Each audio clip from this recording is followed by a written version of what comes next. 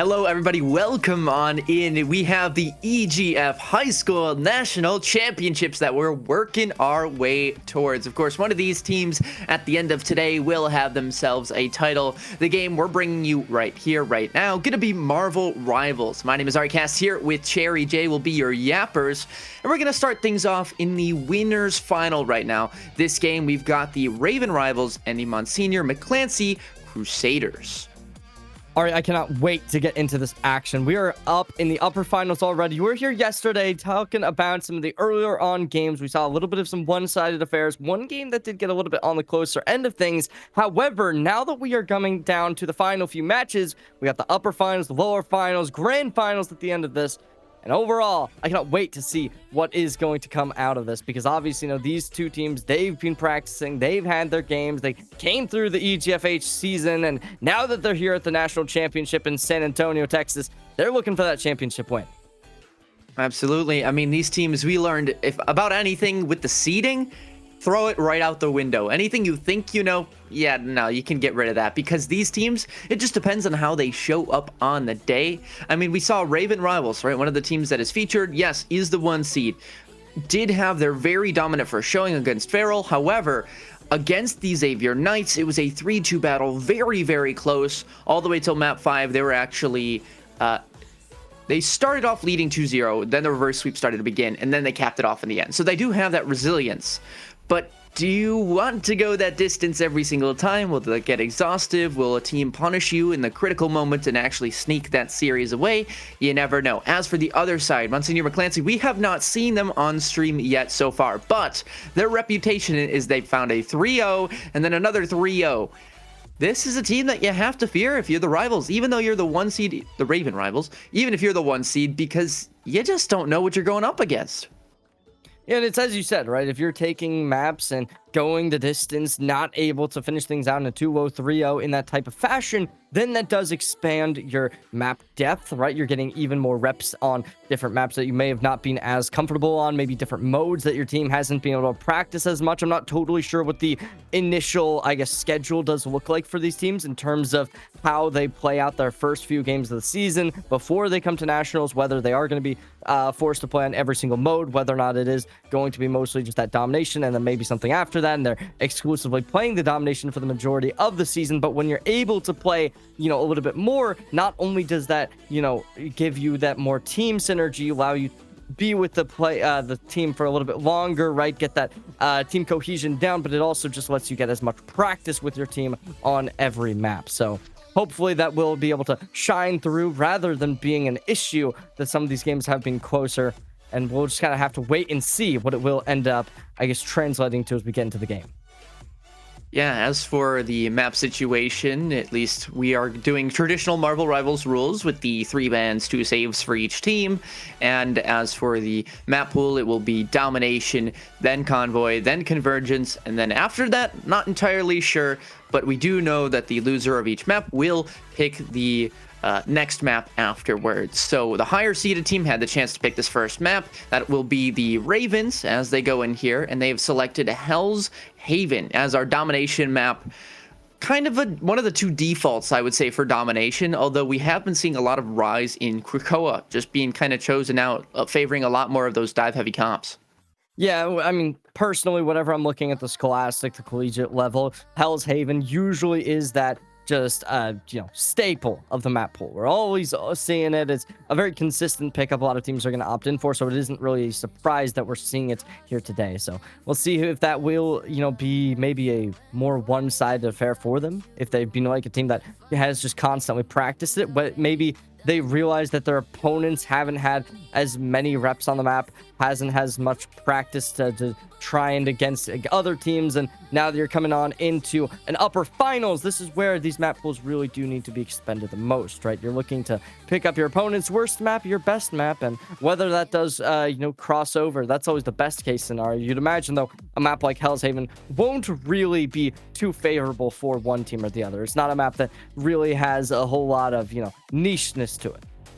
I mean, you could argue maybe the map movement does play in a certain factors, and certain teams, compositions, things like that. But yeah, for the most part, I mean, domination, you have to assume the maps typically aren't going to favor one team or another, because it does come down a lot more to that fundamentals, right? Can you execute on a pure brawl fight or taking initiative when it matters most? Of course, convoy convergence, though, a lot different. So as much as domination does matter, we'll get a team up on the board. Don't let it dictate the entire tempo of the series.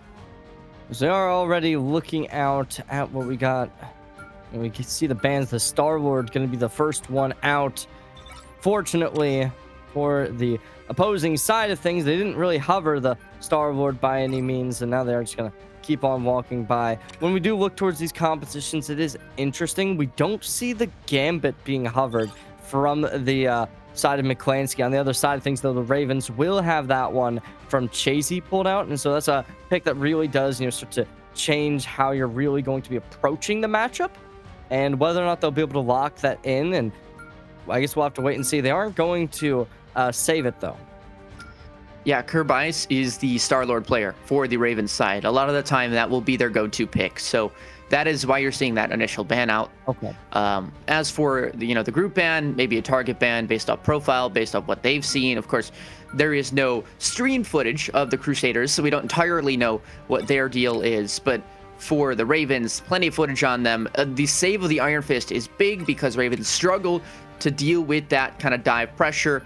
The ban on the Daredevil was something that actually Nash was going towards when that Spider-Man was banned, so that secondary option for them being removed is a little bit interesting. That Thor save, though, I believe that is the Wavy God's choice of Vanguard, so keep that in mind.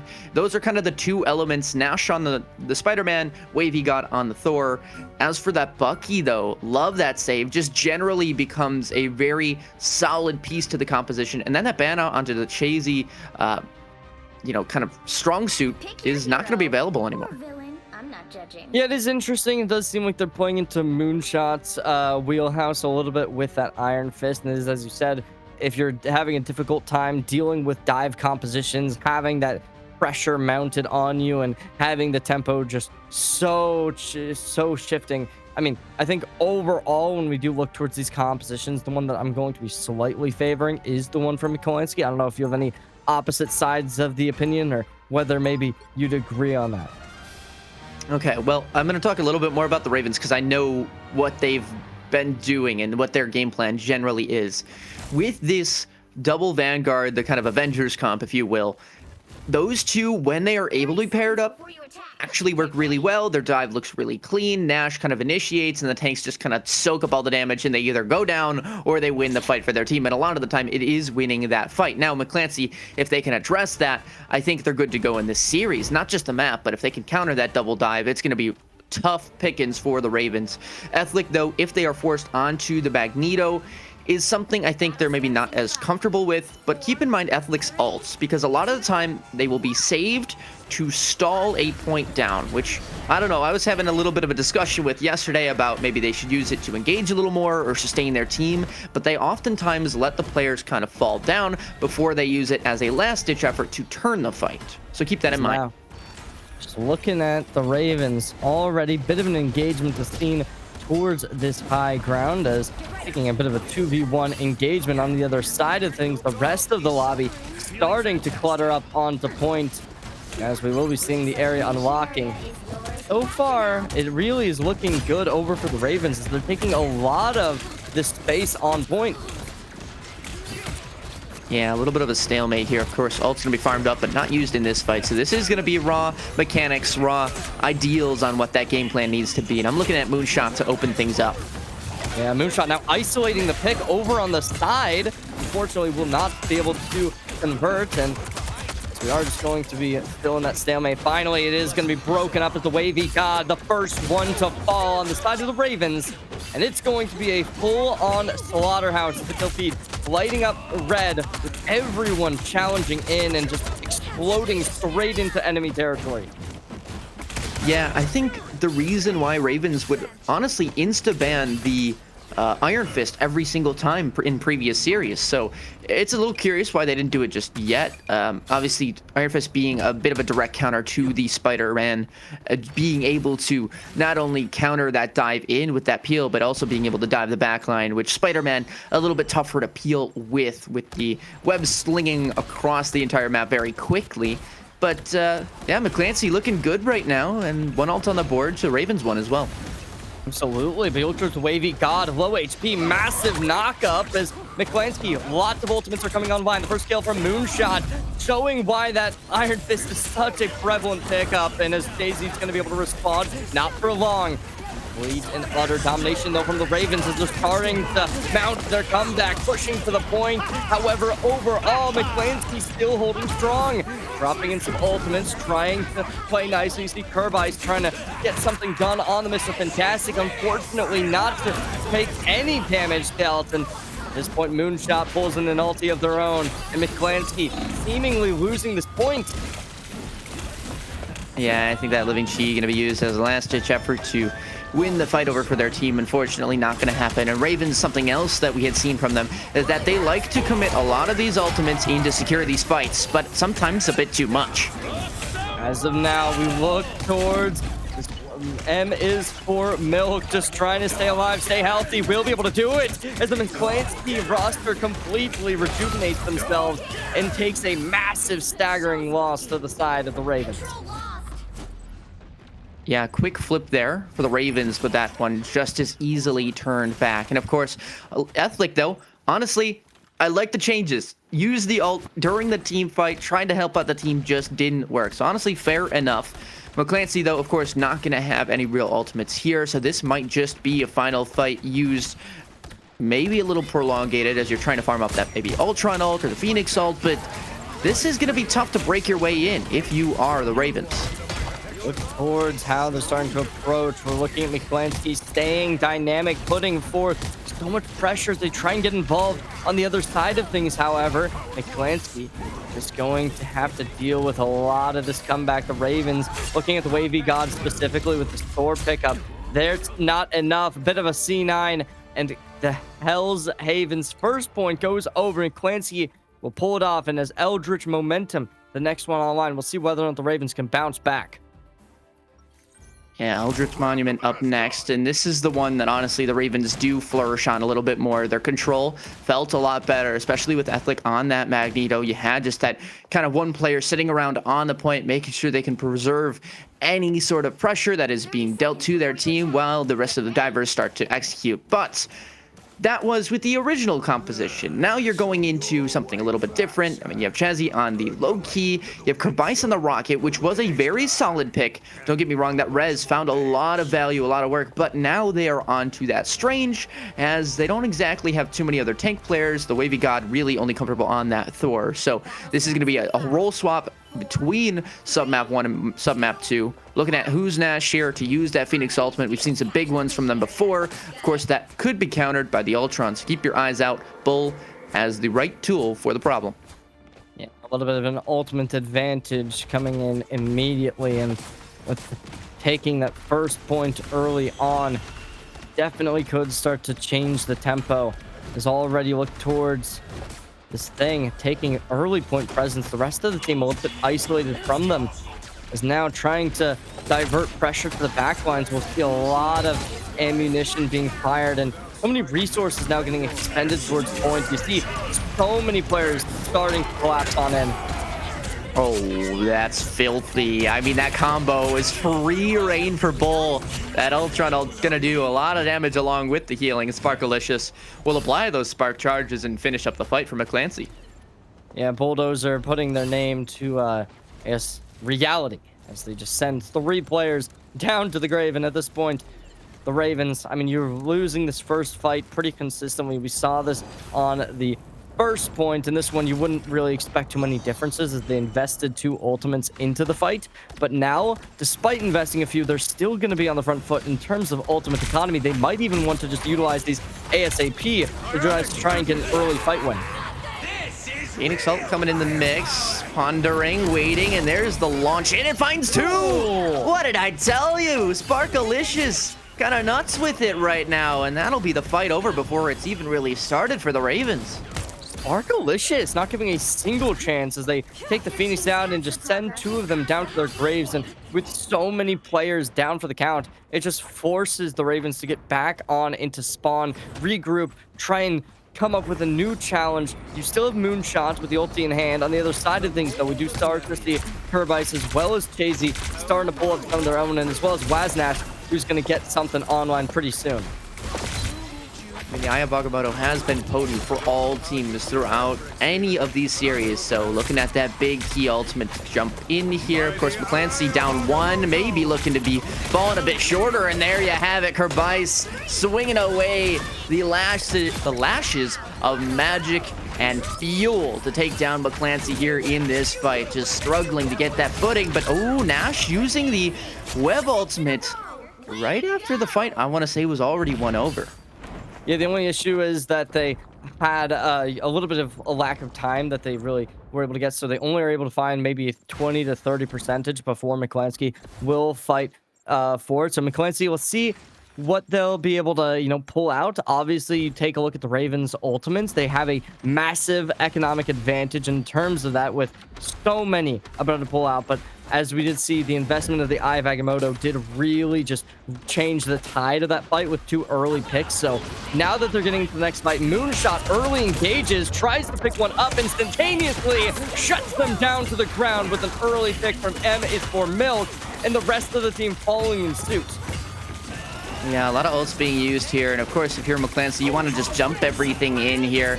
Make sure you can get through this fight. But Act the Goat with that invisible barrier does have a way in for their team. The only problem is they've been taken down. And so that saving grace you might have imagined is now removed completely. The only saving grace on this map going to be a Strange TP. And that Strange very far from respawning. This might just be it. Where's that gamble touch? It's just not going to happen. Well, there's a Spidey. There's your hope, but that's a quick removal, and as that overtime wick starts to burn down, that next step, a lot tougher. There's a straight TP, and we have ourselves a fight. Yeah, because of the proc overtime from the Spider-Man, they're able to engage once more. We look towards the Phoenix, able to come out once again. A lot of players mounting themselves on the point from both teams. The Thing is going to be able to prosper in this position, though. The Eye of Agamotto launched into play, as well as so many players knocked up from the Thing. Completely overtaking this lobby, though, is going to be Bulldozer with Wavy God falling down. The rest of the team having very little to make happen. However, Ethylic is going to try and challenge. They come back on, dealing so much damage, dishing it out to everyone involved. But so far, Ethylic not dropping a single They say damage. 9. That'll do it. The C9, 2 games in a row. Oh, no. I mean, we're seeing, again, the mistakes that were being made over the previous day, and those adaptations are not here. You're seeing people go down with their ultimates in last-ditch fights that they should be winning. Those are the moments where if you waste your ultimate, it's completely fine. You'd rather not have it in spawn when you see that non-victory show up, shall we say. But yeah, Bulldozer for sure the MVP here. Ravens, they are very stubborn. The only hit scan that they would run is the Phoenix. And so they have a lot of trouble dealing with dive, with flyers. Ultron gave them a lot of problems yesterday. Iron Man had a lot of problems in there. And so again, you're seeing McClancy honestly just do their homework, right? They're perfectly reading everything that the Ravens had offered previously, and the Ravens are struggling to come back from it. Yeah, when you consider teams of this caliber, you're really expecting there to be a coach involved, and it definitely does seem like they have somebody to really research their opposing teams, find out the weaknesses, find out the strengths, try and pressure and exploit the weaknesses, and it certainly seems as if McClancy was able to do that perfectly. With now a 1-0 game, it was a relatively dominant affair. I wouldn't say it was the most oppressive. I could have definitely been expecting to see a more one-sided game than what we actually saw. It was a very good game overall, where there was multiple fight wins from the St. Raymond High School for boys. And so if they can continue to challenge, if they can put up some pressure, maybe find a little bit more opportunity within these next few maps, we could see this go the distance. Yeah, I mean, honestly, my worry though is that St. Raymond, they were super good at winning the domination matches. And they struggled on Convoy and Convergence when they had to kind of consistently win out those fights, cycle the ultimates, and make sure they didn't use too much. They would kind of just ult dump, right, and win out those fights when they needed to. Now, as we're heading into these types of maps, I wonder, is there going to be that significant adaptation, or are the Crusaders just going to take this one away? That is, of course, for the cards to be telling us, but I'm looking like pre-game, like hero agents ban and pick. What exactly is going to happen? Yeah, I definitely am expecting something like a ban towards the either oh my gosh. Oh, the Iron Fist. I think that's a main one, right? You're definitely going to want to try and take that out, which means that your opponents are likely going to look to save that as soon as possible. Overall, though, what we're going to be looking towards, I think, in the most part, is just like those bans to take out more of those oppressive characters that are really just looking to harass your backline pretty consistently. And so when we look towards McClansky, I'm definitely thinking this team should have a advantage coming into game number 2. However, to say that this is a done and dusted match, I think that is a very silly idea, and I definitely would be looking. And I think St. Raymond, they have a very, very good opportunity to come back. If they're more comfortable, you've been able to see the team a little bit more than I have. I don't know if you have a little bit of information, right? Do you think this team is more comfortable on some of these, I guess, convoy type maps?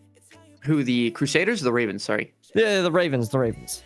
Well, they struggled. That was the kind of point I was saying earlier, is they were really good on the domination, but when it transitions over, you're starting to kind of grasp at straws. Maybe they're really good at the point version on the Convergence, but with Convoy, they were good at winning the fights when they needed to at the end of, say, a segment, right? When they could save up those ults. But that neutral fight, a lot of the time struggled with them. They would kind of get picked off a little bit early and then have to reset. Although they almost didn't reset a lot of the time and would kind of just not cut their losses. They'd keep fighting out, even though they were down numbers. And sometimes they would win. I'll give them that. But statistically, you're not supposed to win those. So I almost want to say that it was more a mistake on the other team to let them win those fights. Of course, this is, coulda, shoulda, woulda, like a little bit of nitpicking at certain stats here. But I mean, that was the case of, if the Crusaders are playing the consistent way that we've seen them, at least in domination play, they should have the upper hand going into Convoy. Of course, Ravens will still have the map choice going in here. Yeah, I think overall that does start to spell out a little bit of destruction in my mind. If you were the Ravens and you were expecting to be able to, win out in domination, this could obviously start to change the tide of the mental as well, as a team that, your kind of whole, I guess, identity is surrounded by, we need to be a, we need to be a team that starts up strong. And if you're going to have a bit of a weaker start, that definitely does start to play out a little bit of a desperation move. So Spider Island's going to be the next one on the books. We'll see if they can start to change up the pace, change up the tempo maybe. Obviously, we saw the Monsignor McClansky Memorial High School just taking such a good game number 1. I mean, I think the first point was a little bit more towards the even side, whereas kind of either team's game to win, but towards the end of the map, we really just started to see it getting out of control. Yeah, McClancy, they had the ability to kind of take that game 1, and that does set the tone, regardless of how much we say domination is not to be setting every single ideal of this series, right? Don't just be like, oh, we won domination really easy, we can rest on our laurels now. Yeah, no, that's not quite the case. As for the Ravens side, obviously they did have a choice of a couple maps of Convoy. Just going to read you off the map pool real quick. Midtown, Araco, Spider Islands, Yggdrasil Path, and then the Museum of Contemplation. And this feels relatively par for the course, right? You expect either Spider Islands or Yggdrasil Path to be one of these two maps that the teams go to. Not surprised that it was this one. It was the same yesterday when they were forced onto a Convoy. Of course, it was also the one that I think was their opponent's map choice, so keep that in mind. They have the reps on it, both with the upper hand and not, so expecting to see them whip out, I think, a Bucky is what they had going for them. So we do start to enter on the map. I mean, I do like this pick. The Ravens having no intention of letting Moonshot get online again.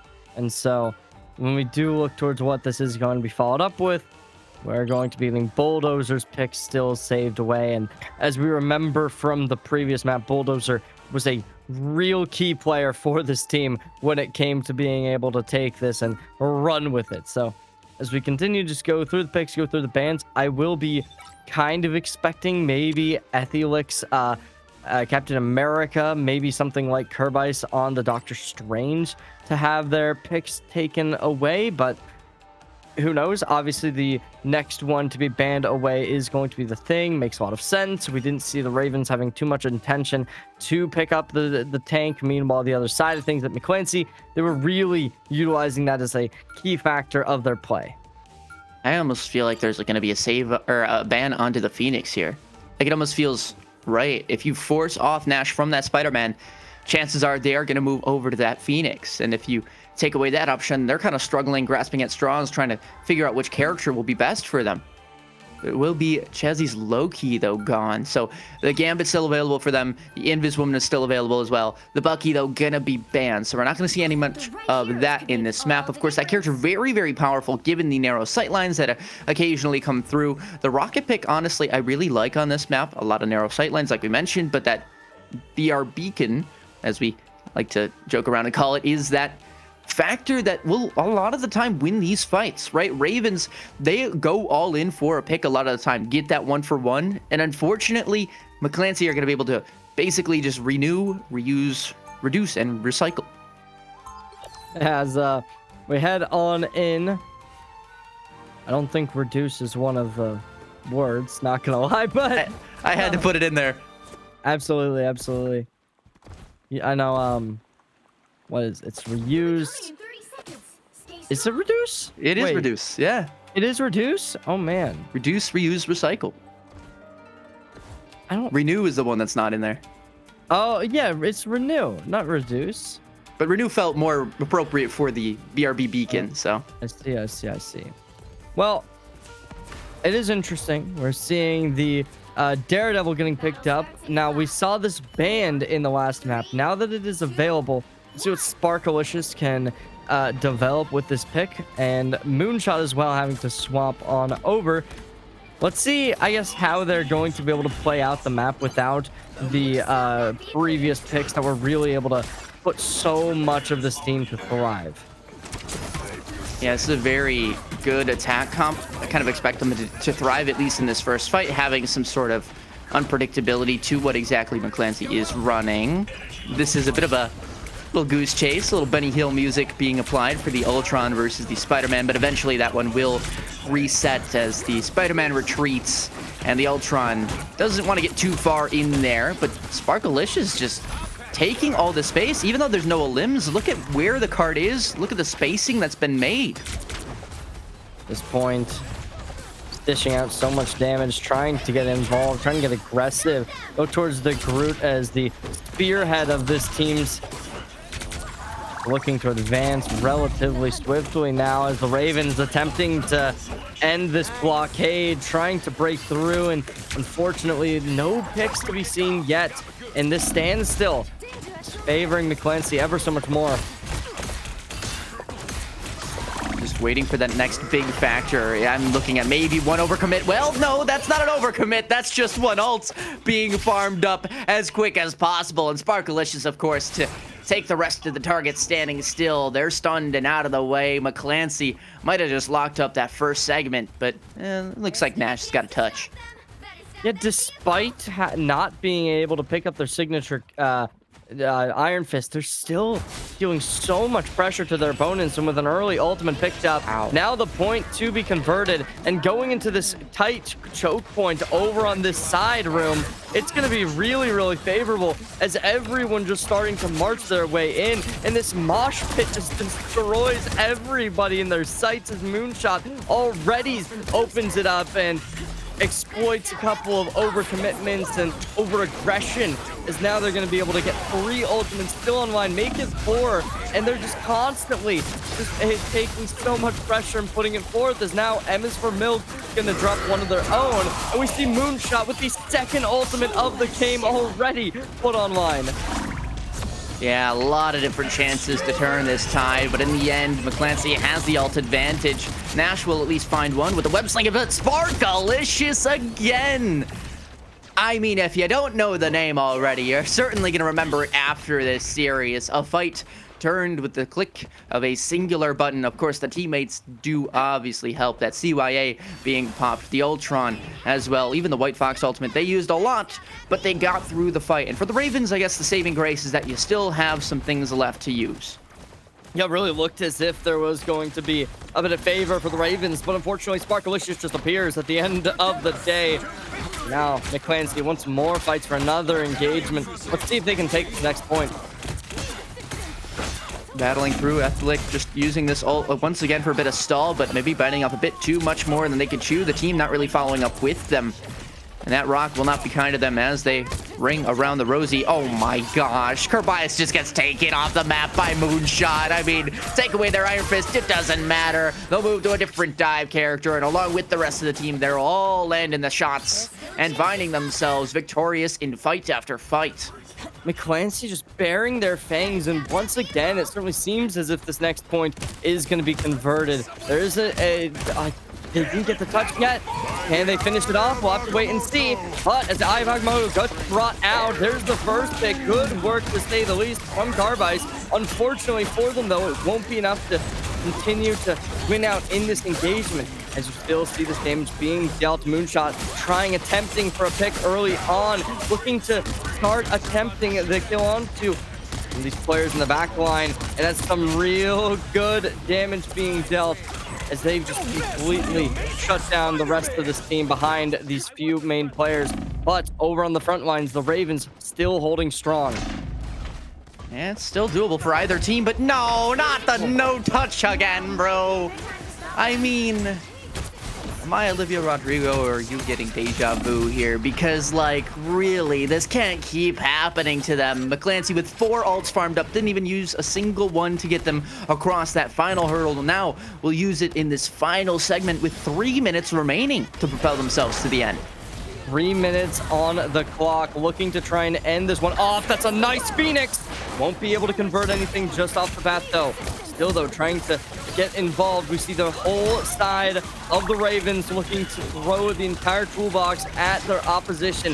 Emis Vermil gets deep involved into enemy territory. Ivagmoto comes out once more. Moonshot, first one down, looking to try and follow up. We see a lot of these players starting to get healthy on both sides. Nobody had a critical HP line, but as we do look towards the group, they're going to be the mainstay player to maybe target despite being a tankier angle. Sparkalicious gets a little bit through the damage, but unfortunately for the side of the Ravens, won't be able to deliver the punchline. Bulldozer now instantaneously activating the ulti and tries to send him down. Moonshot goes for an aggressive angle and takes down Kerbice, but it's a little bit of a unfortunate situation as a crazy pause gets taken right in the middle of the fight. Yeah, I think we had a disconnect, and I'm not sure if that was a manual pause or if the game just auto pauses when a player disconnects, but here we are. We've set the stakes, we've seen what happens, and for Monsignor McClancy, I mean, they're doing a great job of just propelling this cart forward. They still have a decent time bank. It feels like they haven't really met a hard stop. Sure, they've lost a fight or two, but it is on the Ravens really having those heroics. And for Monsignor McClancy, it feels like those heroics are almost created in every single fight. Not needed, but just shown up, right? And for Raymond, it is a little bit more of a struggle, right? They need to generate those chances and those hero plays in order for them to win the fights, when in actuality, you should be hoping for that team play just to be enough. Maybe a hard engage that goes your way.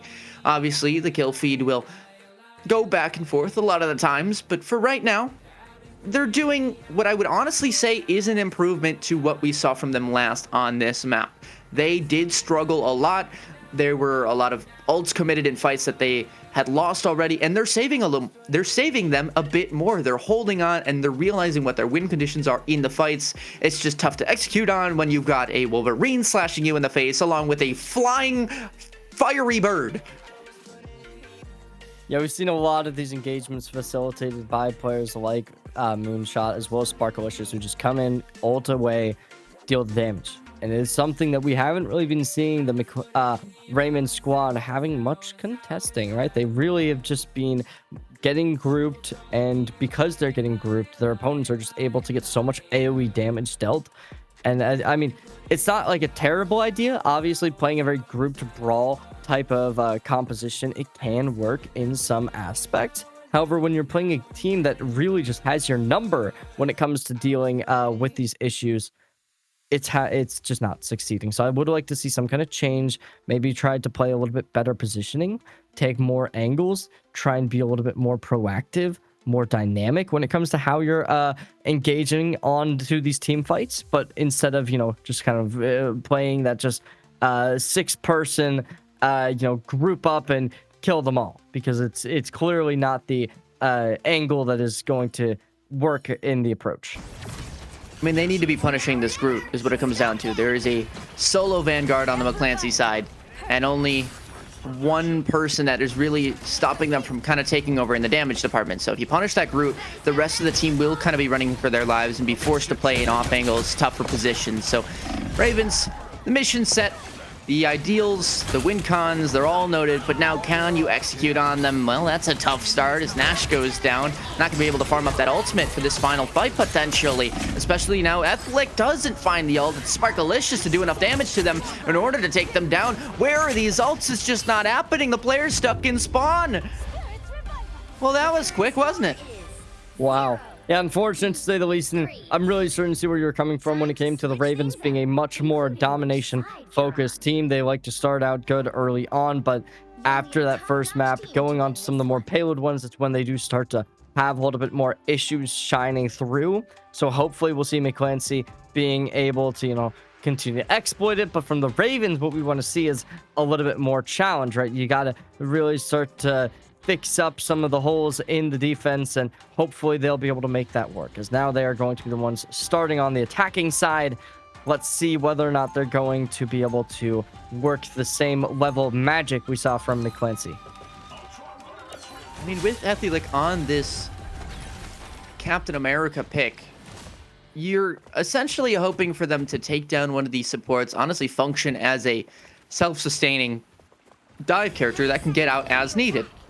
Now, the problem with that is, of course, that McClancy have 3 supports that are helping each other and playing anti-dive, along with that peel from, say, the Groot or from Sparkalicious to just kind of turn around with the eyes and do a whole lot of damage there. But I want to see this Ravens comp have a little bit more identity to it. If that is, I think, like being idealized on that dive portion, having a bit of support would help them out a little bit. I think the wave you got on this Moon Knight is honestly a great pick. It's a one-size-fits-all character that can help out with both the flank, a little bit of a surprise, and it can also help in just the raw damage department. Well played. Look towards this backline already. Resources having to be invested in towards Bulldozer. But as we do get towards this early standstill, it is just going to be the Ravens trying to get through this choke point. Moonshot gets aggressive, takes some damage for it, but the healing you're getting from the triple support composition that we do see coming to first run is going to be enough to keep McClancy in a really nice position for at least the time being. It requires the Ravens to be able to just develop into the opposing backlines and start to get early picks, but so far that just has been a impossibility. I mean, a lot of space being taken right now, and honestly, McClancy, well played, considering you don't have that shield tank. You need to make an engage eventually if you feel like you are losing some sort of fight. Take the brawl, and the longer those fights last will be a bit more of a struggle for you. However, they find themselves the 2 picks in this one. Of course, a bit of a boop there on a Moonshot, well, biting off a bit more than they could chew, but for the most part, I mean, still relatively happy with this result. Of course, that may change as these ults start to be thrown into the mix. Yeah, Moonshot, definitely not a player you're going to be happy losing, but it isn't the end of the world. Now we are going to be seeing the ulti coming in from Bulldozer, looking to try and get all these players grouped up and down. They completely obliterate the lobby. A triple kill, and along with that, the follow-up from the rest of the team. The Ravens, despite some early success killing Moonshot, will not be able to follow up for anything. Saving grace for Ravens here, being that only 1 ultimate was used, McClancy using 3, but of course still 1 support ultimate available, so keep that in mind as we start to see a lot more of these being popped in and raw damage coming through. Bloxus just doesn't have enough in that HP bar to withstand, and yeah, this might just transition into a full dominant fight win for the Ravens. tragic ultimate investment from McClancy as they're going to try and make some heroic plays. It will not be able to pull out too much, only expends a bit of time, so take that as you will. 1:45 on the clock. Going to look to try and hit this one before the rest of the opposing side can regroup. However, you look towards high ground. Lots of players going to be able to proc the touch. And coming in, we are going to be seeing that investment of a few ultimates already. Moonshot having theirs in availability. Looking to pull it out early on. Not a whole lot of investment. The kill feed wipes up blue as the Ravens not even necessarily investing a whole lot of ultimates on their own side of things. I mean, it's a TP play. McClancy, it looks like their idea is for Moonshot to find a bit of a grouping up, find a dive into the back line, but misses the initial dive. Kazi's able to get out, use that Raging Royal Flush, and just help the team keep themselves going strong. They are nice and nourishing those HP bars and win out the fight in pretty sustainable fashion, something that doesn't seem too risky for them. At this point, just gonna look to get this point all the way up and Adam. And it's early damage being taken. Almost able to find a pick as well, putting down Sparkalicious to around half HP, but unfortunately no conversion to find. That's an early one though, as the Groot gets taken aback. Rest of the team though starting to get involved, taking an angle in building. Wooznash really attempting to make anything happen, and they're starting to be able to put the damage forward. Not for long. Ethiolic down. Ooh, big force back though. I mean, that BRB beacon once again paying off dividends, and that'll be a Phoenix Ult that goes flying in. It'll at least take out Chazzy and enough to win the fight. Make sure these players are not coming back in. Big stagger as well on a Who's Nash. That is going to be a big source of damage out of this picture for the time being. And so with 2 minutes and 30, you're looking at maybe 2 minutes left when you start taking that next hard engage. But they actually seem to be relatively grouped up right now. 5 ults coming up on the board. So McClancy, what is your response? Do you take the engage early, or do you play a little bit reactive? Already pushing up, engaging early on the wavy god, but down to a low HP line. Rest of the team trying to enter on early. A nice Phoenix ult could spell out destruction, but Bulldozer attempts to put one of their own involved. A double kill, looking for the triple kill, as they're completely mowing down the opposition. Make it another one. And at this point, the Ravens gonna have to regroup. Still 4 ults in the bag, maybe even 5 by the time this next engagement does start to come into action. But as of now, McClancy almost able to just hold him out. I mean, what did we say with the Ravens? Their plan is that they like to save up the ultimates, win those key fights, and burn them all out. Now the question is, how many will they use in order to win this fight? Looks like just the one. I mean, that was quick. Nash, it helps that you land about 3 insta headshots. Activated the aimbot while we were refreshing from the spawn there, but that'll be the quick fight just over. A phenomenal fight win. And at this point, with this fight win coming their favor, you do still have the Phoenix ult. You've got Moonshot as well on the other side of things that can make some heroic actions. Woznash gonna try and get involved. Moonshot, a double kill for themselves with a wavy god on the other side. I think will take 2. The rest of the team starts to get invested, and that will do it. The second point takes its mark, and at this point, Ari, we are seeing a really good game number 2.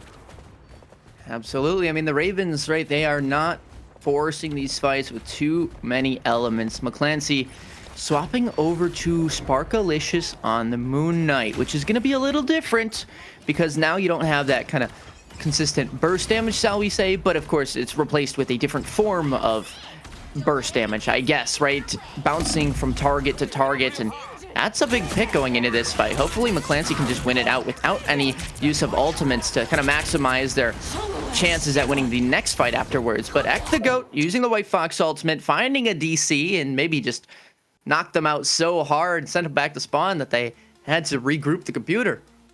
Yeah, at this point, we're just going to be seeing them getting that chance to be able to, I guess, talk to each other, right? See, this is what we got to change. This is how we're going to look to try and fight for the next few minutes. And as we are going to be rearing towards the end of the second game, it really is looking good for the McClancy side of things, right? They took 1 minute and 40 seconds on their point take, which is if we do see the third and fourth point getting activated, or not third and fourth point, the third and fourth half getting activated, then there's a real good chance that we'll be seeing McClancy on the front side of things. They're going to have a lot of time to be able to expend to try and work around the issues and just find as many points as they possibly can.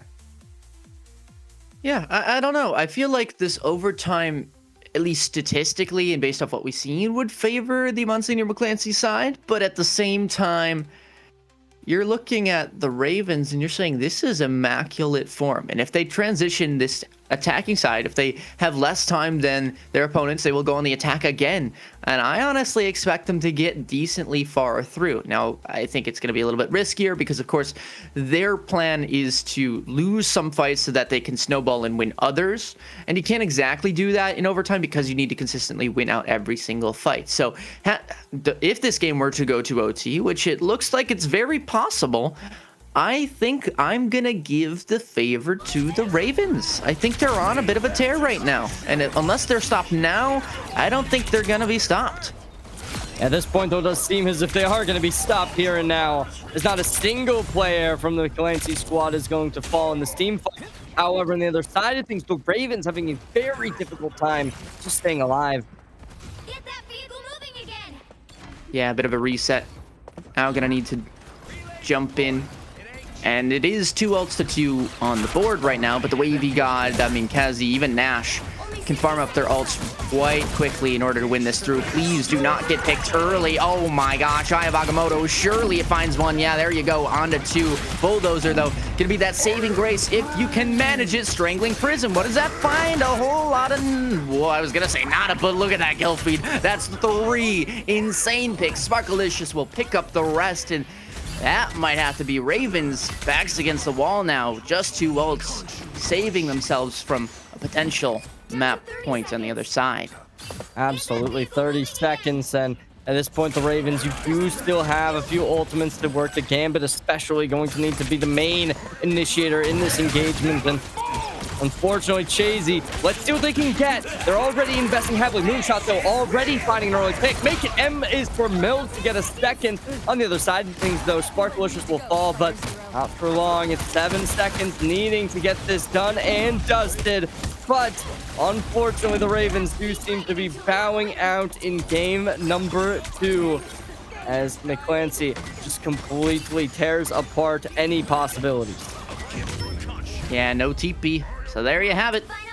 2-0 lead for McClancy. We talked about the Ravens. They needed to be stopped now if they were to be stopped at all. And McClancy, they muster up enough courage to find the right mechanics, the game plan to execute to perfection. Win it out with a score of 3-2. But again, these maps are getting closer and closer. If we were to go to Convergence, which we are next, how close does that one go? I mean, if this is a rinse and repeat of the same one, I don't know if we can take that. Definitely good showing from the Crusaders as you look towards what they're going to be heading to next. We'll see whether or not there will be some pushback, but so far game number 1 and game number 2 have been a relatively dominant affair from the side of McClancy as they took a 2-0 in game 1, a 3-2 in game 2. Let's see whether or not they're going to be able to challenge for that third, take a 3-0 sweep in the upper final. Obviously, this game has a lot of big implications for both teams. If you're on the side of the Raymond High School for boys, that's going to be causing you to be going down to the lower bracket, face off in the lower bracket finals, which we will be seeing in a little bit. As well as that, if you're on the side of Monsignor McClancy, this is going to be what is going to allow you to head up to Grands, right? That means that you will only be playing a single more game. And I mean, obviously, you know, we definitely like to see teams that played more. And so if you're on the Ravens, maybe that's honestly the preferred route to go down to the lower bracket, get some more reps in, get some more momentum to go your way before you head up to Grands. My only worry is if they do find themselves there, they could be going up against a team that they are familiar with and did end up winning out against, but we're in basically a same scenario as they would have to be here. It was a 3-2, a very long series, drawn out, strenuous, like very stressful, and eventually they did find themselves out on top. But do you want to do that again? Do you want to risk the elimination if one fight doesn't go your way? Obviously not, but of course, a tall task to come back from right now could spell them either which way. The Ravens, I believe there was a chatter yesterday that had said they had not lost a single map all season long, and they just went 3-2 previously. And now their backs against the wall 2-0 down, which was a bit different from that previous series, obviously, because they were 2-0 up. This is insane. I mean, this turn, these teams that are here have just surprised the Ravens, and it's not necessarily their fault. How could they know? But now this is where the good teams become great teams. Can you make the necessary adjustments in time to save yourself and win out the series? Yeah, I think that there's a good chance that they could take 1 or 2. I think winning this series might be a too tall task, because finding 3 in a row really does require so much resilience, so much grit, so much determination. And I think overall, yes, it is possible, but how likely is it? I don't know, because of just how much this game has really been favoring the McClancy side of things. But like, gladly prove us wrong, right? We're saying it's not probable, but it certainly is possible. We would like you to show what exactly you've got left in the tank. Win it all with that first one, starting brick by brick, as they say. And Convergence gonna be up on the docket. As for those maps that are potentially possible, we've got Central Park, Hall of Dajalia, Symbiotic Surface, Clintar, or Tokyo 29-9 Shin Shibuya, Heart of Heaven, or Lower Manhattan. So a bit of a bigger pool for Convergence. I think regardless of how big that pool is, players still want to end up on Central Park. I don't know what it is. They always go there, though. I think that there is definitely a good chance we'll be seeing it. And I mean, as we do head underway, we'll have to just kind of wait and see, right? Will the Ravens be able to claw back? Obviously, I think one of the main things you're going to have to be looking for is that continuous ban to the Iron Fist. If you keep getting that out of his pocket, that can start to really change everything. And this game was closer because of that. I think there was definitely a big reason, maybe not the reason. There was a lot of, I guess, factors that definitely went into this game. It is going to be Shin Shibuya for our game number 3. So let's see. Will the Ravens be able to take their comeback? Honestly, I like this pick. It's not as traditional, but it certainly is one of the more played maps than, say, Lower Manhattan, I would argue. Maybe on that same kind of tier. And with this and how the comps kind of stack up, at least for Monsignor McClancy, the Flyers are going to be having a field day. A lot of rooms and buildings to kind of hang around in, play their corners, as well as the dive characters. I mean, Spider-Man's going to have a good time, a lot of open sight lines. So I think this plays into both teams and what they're trying to execute. The solo Groot in that first choke point as well could be very effective, but if you're looking for the double Vanguard coming through, whether it is the strange Captain America, the strange Magneto that we've seen, both can execute properly into this point. And so that basically just leaves this down to raw game plan, right? What is the idea that you have going in? Sure, you can just play for picks and hope to get one and then engage, but there are different avenues to take these fights on. The off angles can be potent, so keep your eyes out for a Moon Knight in the corner. Have we seen a Moon Knight, though, today? Because I don't think... Oh, we have? Okay. Oh, yeah. Yeah, I mean, I think if that's the case, then yeah, there's a real chance. I mean, I'm still looking for that Doctor Strange, right? Coming out nicely, needing to get some more exponential pressure, because we saw in game number 1 where the Eye of Agamotto was a lot more potent than we saw in game number 2 where there was a lot less impact on it. So if we can see the Ravens try and change up how they're maybe positioning themselves for that, then that could start to really, I guess, change the tempo of how they're able to get into these fights, because before it was a situation where it took them a very long time to be able to take fight wins. Hopefully they're going to be able to change that up, though. Yeah, I will say the nice adaptation for the Ravens, or at least something that has been changed between the previous series we saw from them yesterday and today, is that these fights are indeed a lot quicker. It is, when they're winning, they're winning. When they're losing, chances are, I mean, they're a little drawn out, but then they eventually lose and they cut their losses. And that is a big ideological change that we're seeing from them, which is really, really good to give themselves a better chance to come back and win these fights from being down. You saw it be into effect there on that second map. But now we're in the third one, of course. It all is going to start out with Old Faithful, the Iron Fist band, the Star-Lord band. Nothing new there. This is very standard stuff. We are going to be seeing the Captain America saved once more. We saw this last game as well. As we do come forth a little bit further, let's see what the next band does look like. It's an interesting idea. I mean, I don't totally know how that is going to be able to impact the state of the game. The Groot, on the other hand, was definitely a mainstay. We saw that band in game 1. Game 2, they let it slide. And we saw it starting to really apply some crazy pressure. Yeah, it's been the same for those first 5 bands. That Groot band coming in is the only major difference that we would say. But, I mean, Bloxus is even holding the Strange up before that Groot ban was even in place, so that makes me think that they were accounting for that and we're a step ahead. Of course, that is going to be the save for the Wolverine, kind of that counter for Moonshot, that if that Iron Fist is banned, which it is, then you can go to that second resort. Same thing with Gambit. Shazy gonna be feeling a lot better there. The Phoenix ban comes out though, so Nash will not be able to play that, even though that's for their own team. They also just don't want to deal with it on the other side for Sparkalicious. Yeah, the picks, the bans, definitely working out good. Sparkalicious taking the Hella. That's an interesting pick, to say the least. But overall, right, it's nothing too surprising, nothing too different from what we saw in the previous games. Over on the other side of things, Herbice possibly take the Thing for a change, which is a little bit interesting to me because we didn't see the Doctor Strange banned, but I guess they didn't really have a whole lot of intention to pick that up. Even 6v6 here, of course. Nash on the Adam Warlock. I believe we saw that yesterday, but I also am not at all comfortable with that, saying that. And if I don't remember it, chances are it probably wasn't as impactful as we would like it to be. That's right, it was not. It was not Nash. Okay, so this is a completely new element that we have not seen before. Kervice on the Thing, we also have not seen. I mean, this is a full compositional switch.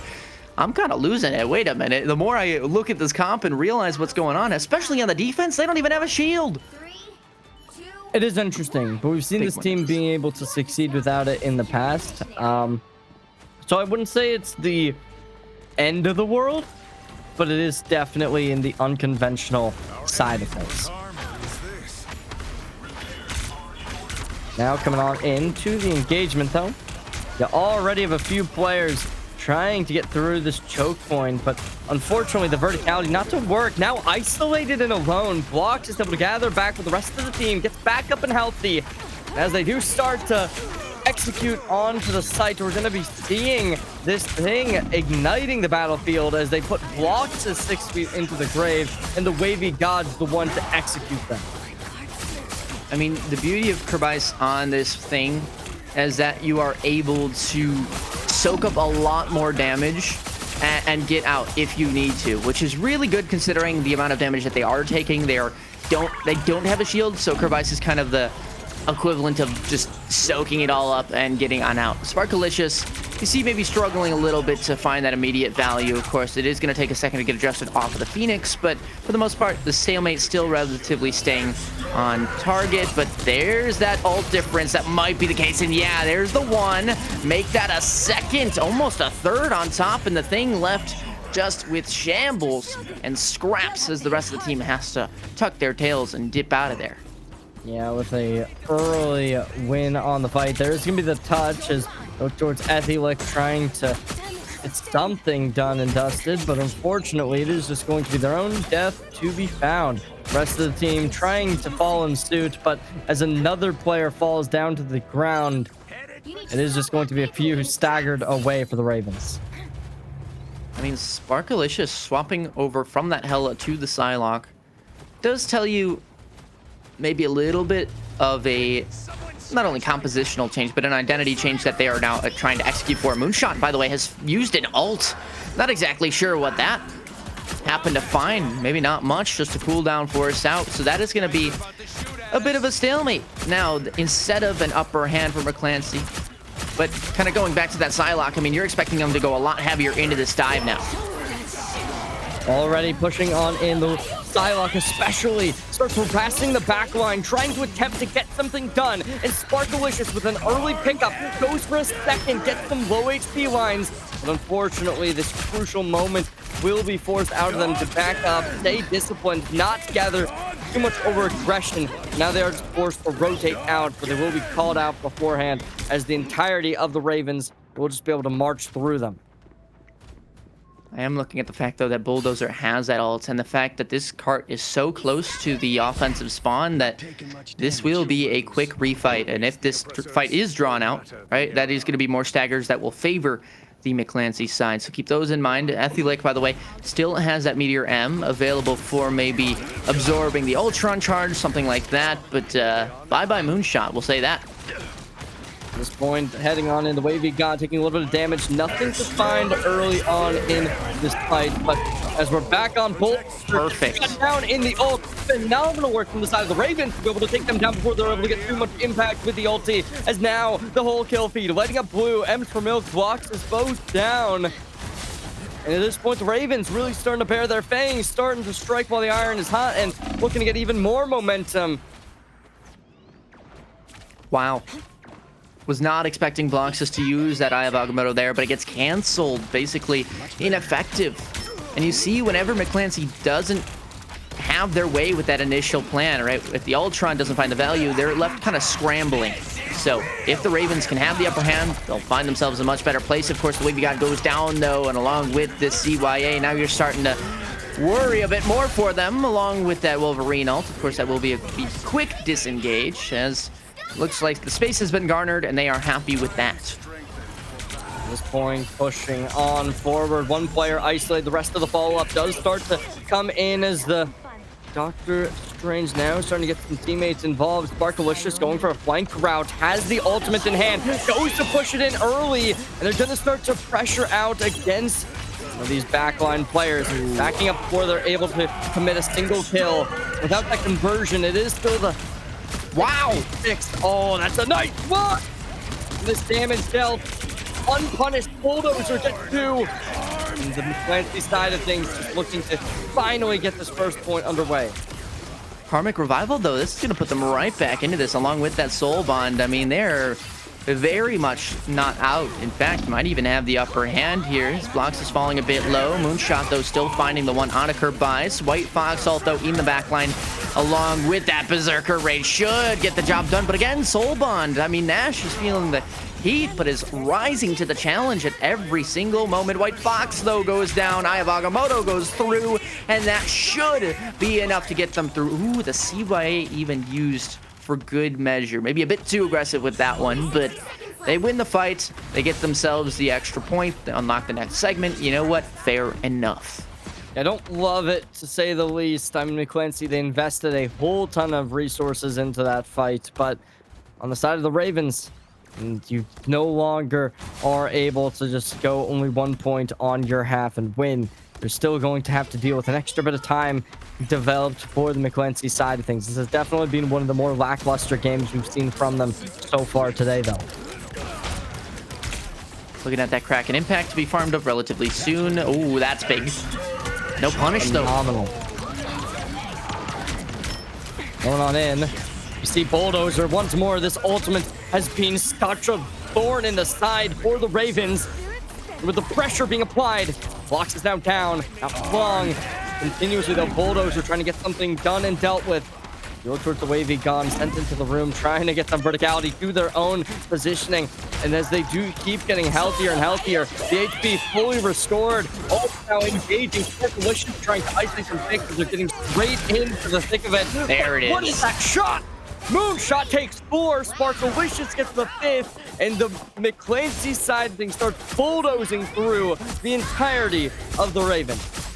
Wonder where you got that pun from. I see how it is. Moonshot, by the way, you're a little aggressive here. I'm still not overcommitment. Yeah, I'm still not like fully assured that you're out of dodge. But there, eventually did get safely out. I mean, the Dance of the Butterfly was amazing in forcing back those teams, and then Moonshot just punished completely as they all backed up right into their claws. Very nice. Look at the things, HP down to a very minimal HP line. Everyone getting knocked up into air. Static positioning, and they keep on falling. McClancy now going to be hit with such a dominant position. The Ravens just completely turns a 180 on McClancy and sends them down to one final team fight for this first half. TP play. coming through. Surely, right? He stopped them in their tracks. Yeah, it'd be a little tough to engage there. Ooh, right in front of them. Hi, Bagamoto, thrown on in, bubbled and shielded. Not going to come through, but hooked into the team. He thought maybe if they had charged, it'd be a little bit more dangerous, but there's that CYA along with the Ultron pairing. Good luck outliving that. It's infinite heals, it feels like, infinite damage as well. And your best idea is to run and hide for cover, because now you need to find a re-engage. That just will not happen for the 2 players alive. Of course, they will get revived if we think the Karmic Revival does land on, which it does. Clobbering time in the mix, but please don't C9. We've seen this one before. Berserker Rage. Pin doesn't find anything. Nash finds another res down. 2 meters left, but Nash now falls. The players for Ravens need to make that new change, but it's the dance of the butterfly that will shred them to pieces. That 2 meters feels like just a few more seconds away, but that Kraken impact, the last ditch saving effort, does find a second charge, does tag onto a few more players. Where is this bounce back at that Felix? But Moonshot trays 1 away. I mean, chaos happening. Kazi is here with the ultimate. Where is it? It's being popped finally. There is that saving grace, but can you hold on in the end? White Fox down.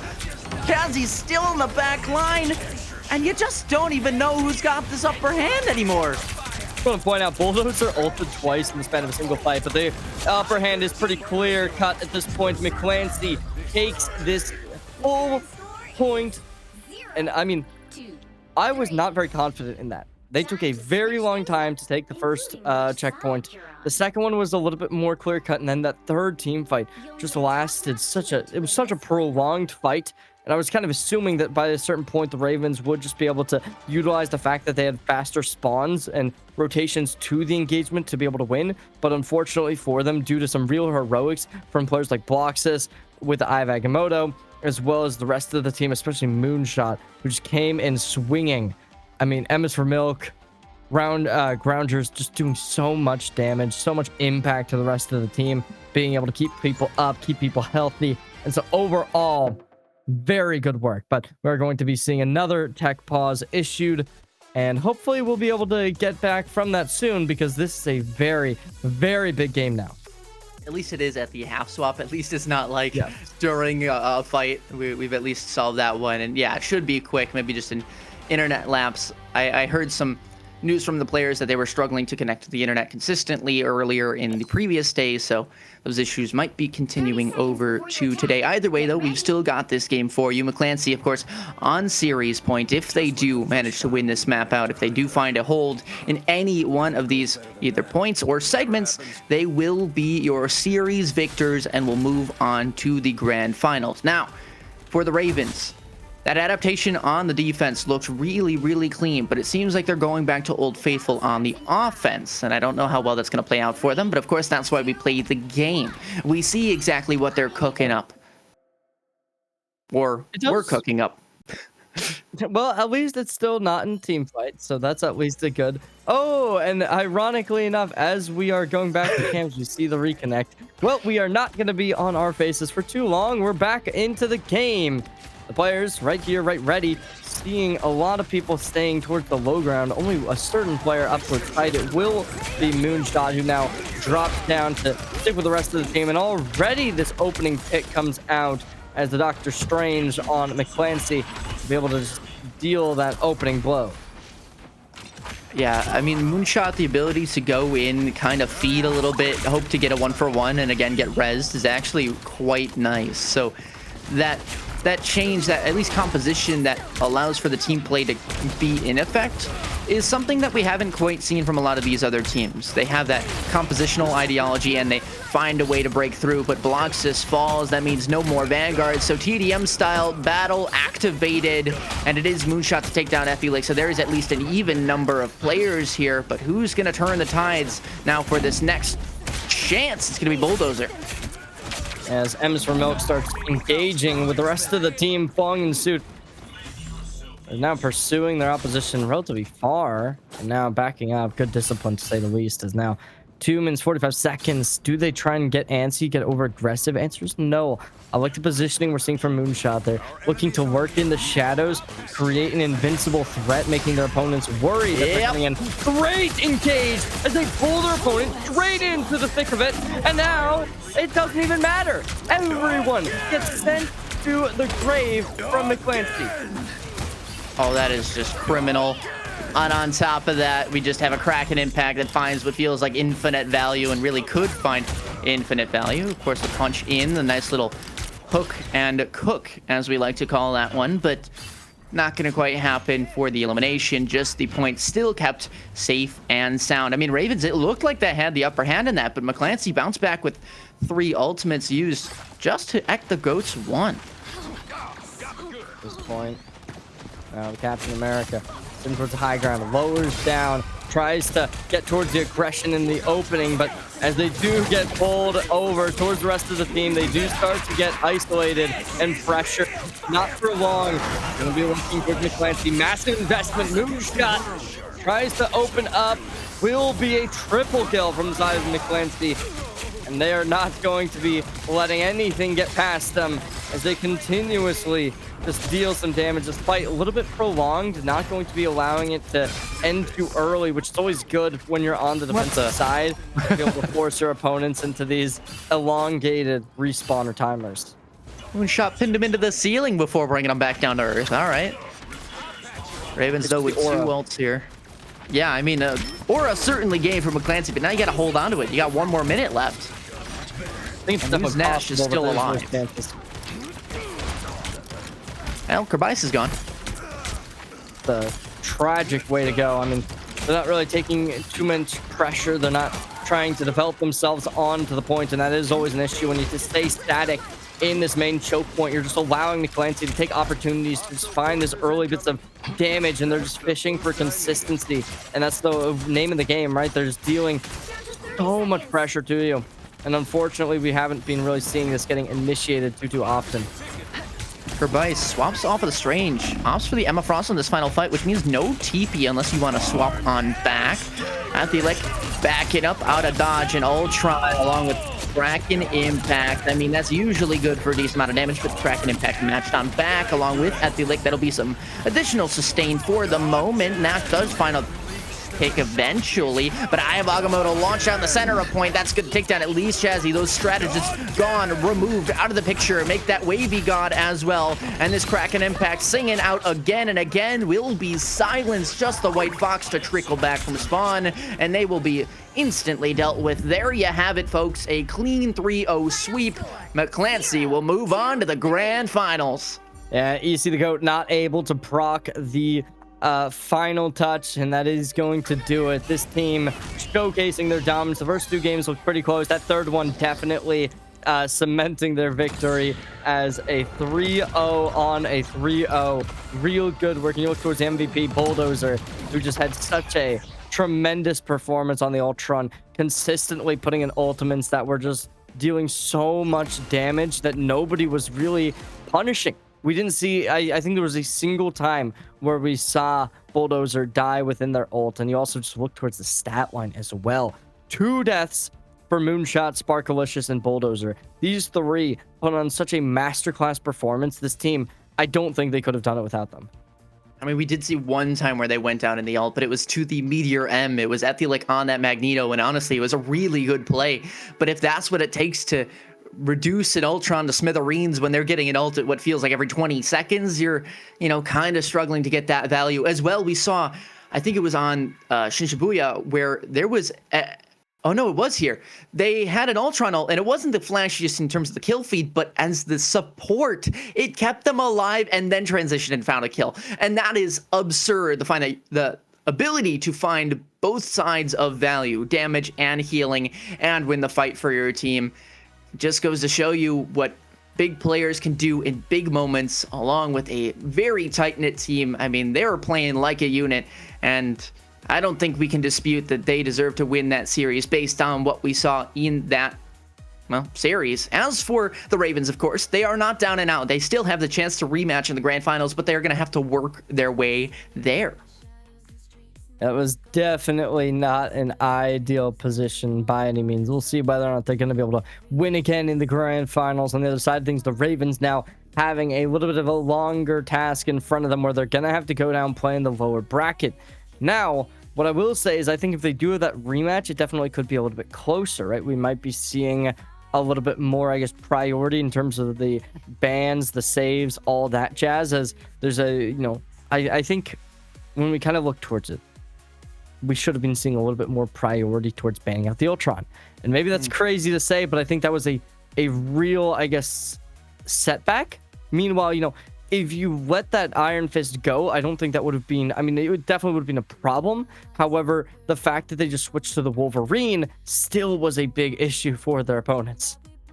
Yeah, it's either you ban out the Star-Lord or you ban out the Ultron. Either way, you're still going to have to deal with the Flyer, and that seems to be the Ravens' struggle. But we'll see how they adapt in their next series. As for us, we are going to take a break. We've got more gameplay coming up. We're still having some updates about whether it's going to be Overwatch or Marvel Rivals, so we'll get back to you after a quick break. The EGF High School Championships will be back right after this.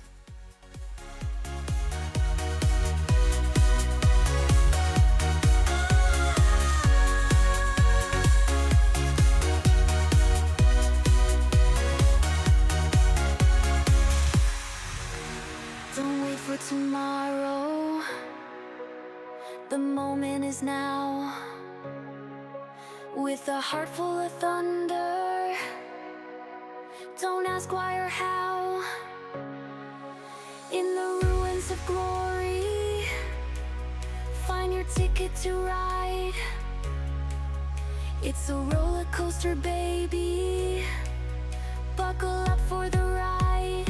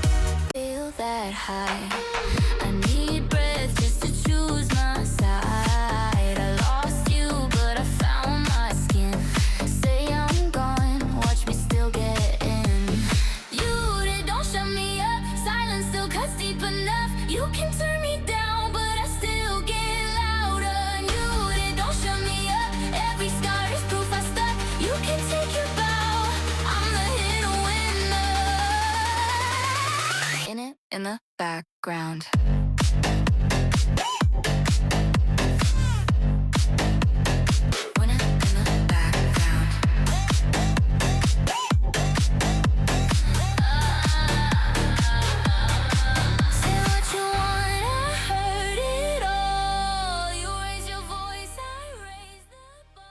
Welcome, ladies and gentlemen. We're joining you here back at the EGF High School National Championship. My name is Sergey, joined up once more by Ari as we are heading on in. It's the lower bracket finals. And the Ravens rivals taking on the Xavier Knights for our almost end of the day for the rivals action. Only the grand finals left to go. But Ari, we are here. We are ready for these two teams to clash on the big stage. Yeah, absolutely. I mean, these two teams actually did have a chance to play each other before. It was in the winners round 2. That score, of course, 3-2 Raven Rivals over the Xavier Knights. But it was close. And all that information that I gave you about that previous series with them against the Crusaders, well, that applies here for the Ravens. As for Xavier Knights, you can kind of take that information as the flip side. So they are a team that struggles a little bit on domination, but likes to lean into that convoy and convergence. So we'll get things started, of course, with Royal Palace out on domination. St. Raymond had a 2-0 lead over Xavier Knights before they came back, tied it up at 2-2 before eventually Raven Rivals took the dub in the end. But this is set out to be one of those matches you will not forget. Obviously, that last game that we saw from the Ravens was a very, very difficult matchup, and they definitely had a little bit of destruction following them with a 3-0 loss. This time, they're going to have to bounce back. Xavier High School See if they're going to be able to put him on the chopping block, or whether or not Xavier will be the ones to head up to that grand final face-off against those reigning champions who, I think, what did we say? The 6th seed was coming into this. Crazy work, to say the least, making upsets right and around every single corner. Of course, that means the Crusaders as well had to play an additional game in order to even face one of these top 2 seeded teams like the Raven Rivals, like the Backline Bombers or WP Davidson. And I mean, they just triumphed every single time, 3-0, 3-0, 3-0. But enough about them, right? That's the goal, is going for a chance to rematch them. As for the Xavier Knights, they've been down in the lower bracket for a hot minute. They did beat Pharaoh Rivals. They got their chance against the Raven Rivals, and then they had to play Da Vinci Gamma Wolves. They then had to play the Backline Bombers, and then are here and now. I am very excited to see how these two teams shape up. It was every single time these two teams played, it was the Iron Fist ban and it was the Spidey ban, and it happened every single map. So kind of what you were seeing in that previous series with the Insta Star-Lord ban is going to be a lot similar here.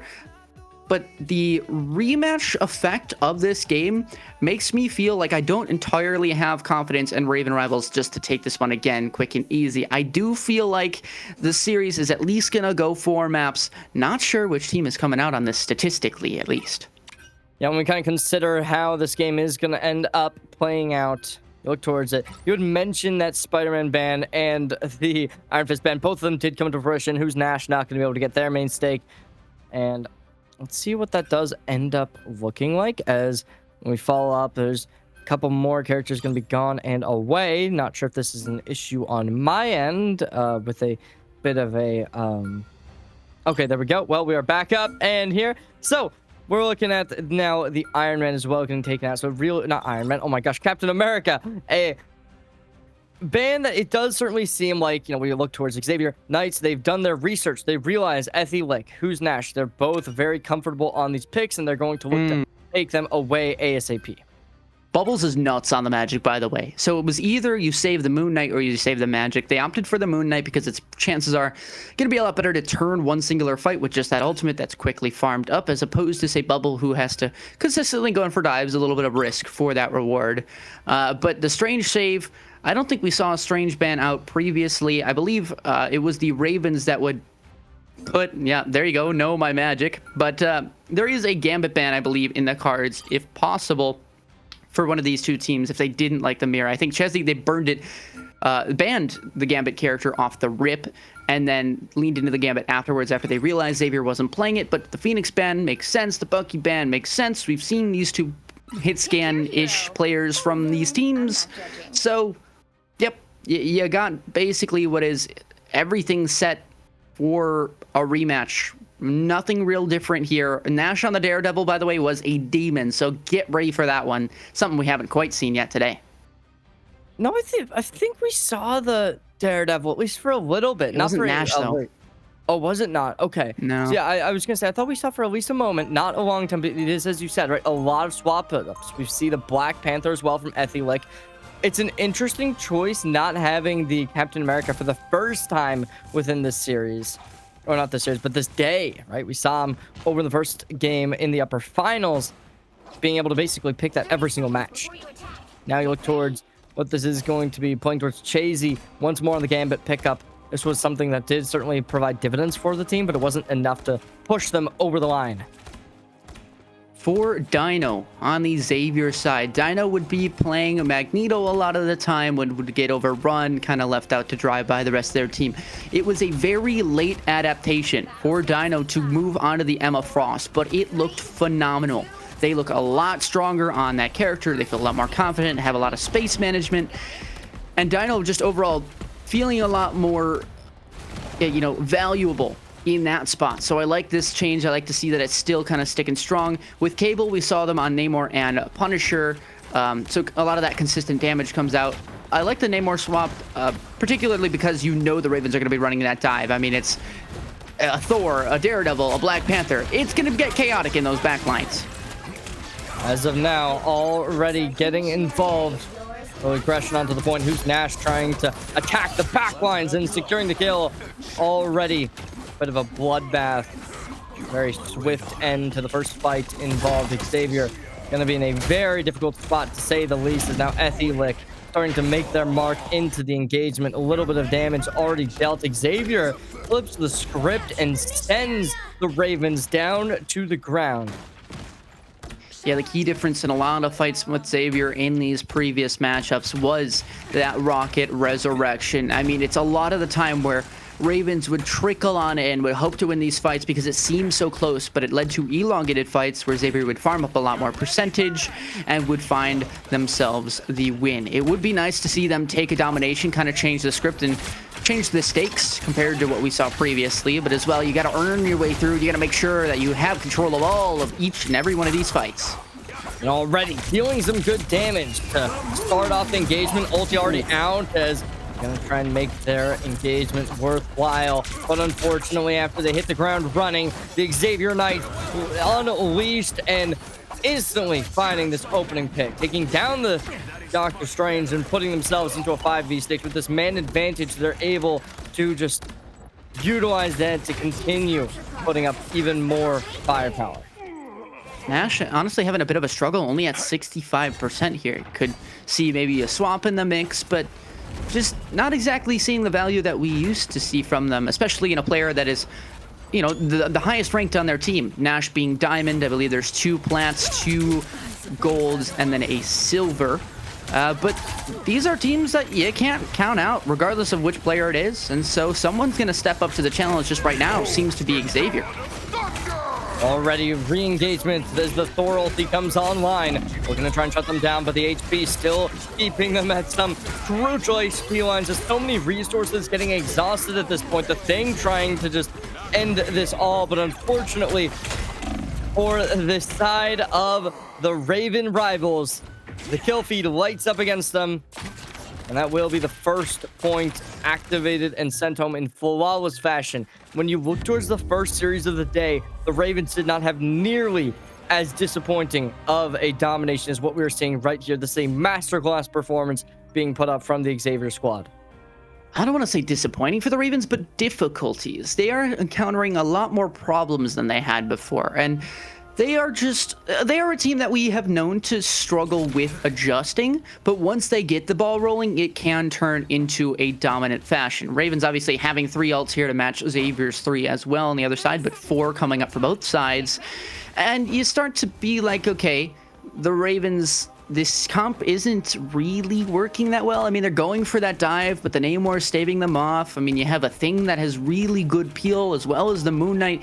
I think I'm going to chalk this one up, at least that first point, as a compositional difference. Just right now, Xavier playing the better half of these 2 rock, paper, scissors kind of styles. And it looks like this is going to continue if these comps stay the same, unless the Ravens have either swap in mind or somebody steps up to the pace and says, you know what, I'm going to turn the tides in my favor. At this point now, sending themselves barreling down towards this point. Not a whole lot of swaps from either end of the rosters, but when you do look towards it, 3 ultimates, about to be 4 online for the side of the Ravens. This could become excruciatingly painful, but if they don't win this, it definitely does get even more difficult. Knocked up, sent isolated, double kill, triple quadra, obliterating the side of the Ravens as they're going to put forth so much damage. I mean, complete another squad wipe. I don't even know if that was intentional. Now, obviously, Border went in and kind of just launched themselves forward. Now, they did end up using the clobbering time, but I think even without it, they still would have been really good because Border, it looked like, was feeding so much that they drew the attention of both Vanguards. They peel off the point, they get baited into a nice tiny choke, and then Drop pulls that ultimate. Really nice play. Already getting this engagement online. Ayavagano going to try and make some kind of challenge, but it isn't able to find too much dividends just yet. A 1-for-1 comes out, but it's not even going to stay that way for long. Xavier taking the man advantage, going to be looking to leverage that, securing even more pickups. Finally, we'll be seeing Who's Nash coming online as they take the double kill. The rest of the team is starting to follow in soon as another kill does get put in the action. But it is all up to Border 30, who's going to look to try and isolate the Thor. But as Who's Nash starts to peel away their attention, starting to divert it, they're going to try and run around, making as much noise as possible. That's the point, finally, for the first time in this series, transferring to the side of the Ravens.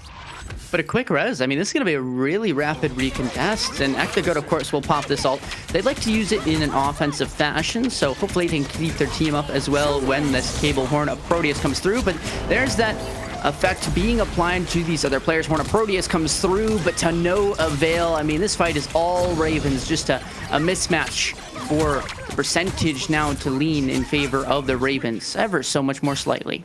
They're starting to snowball this lead, and it is starting to look good. The Xavier Knights not going to be able to maintain leverage over this game for the entirety of domination.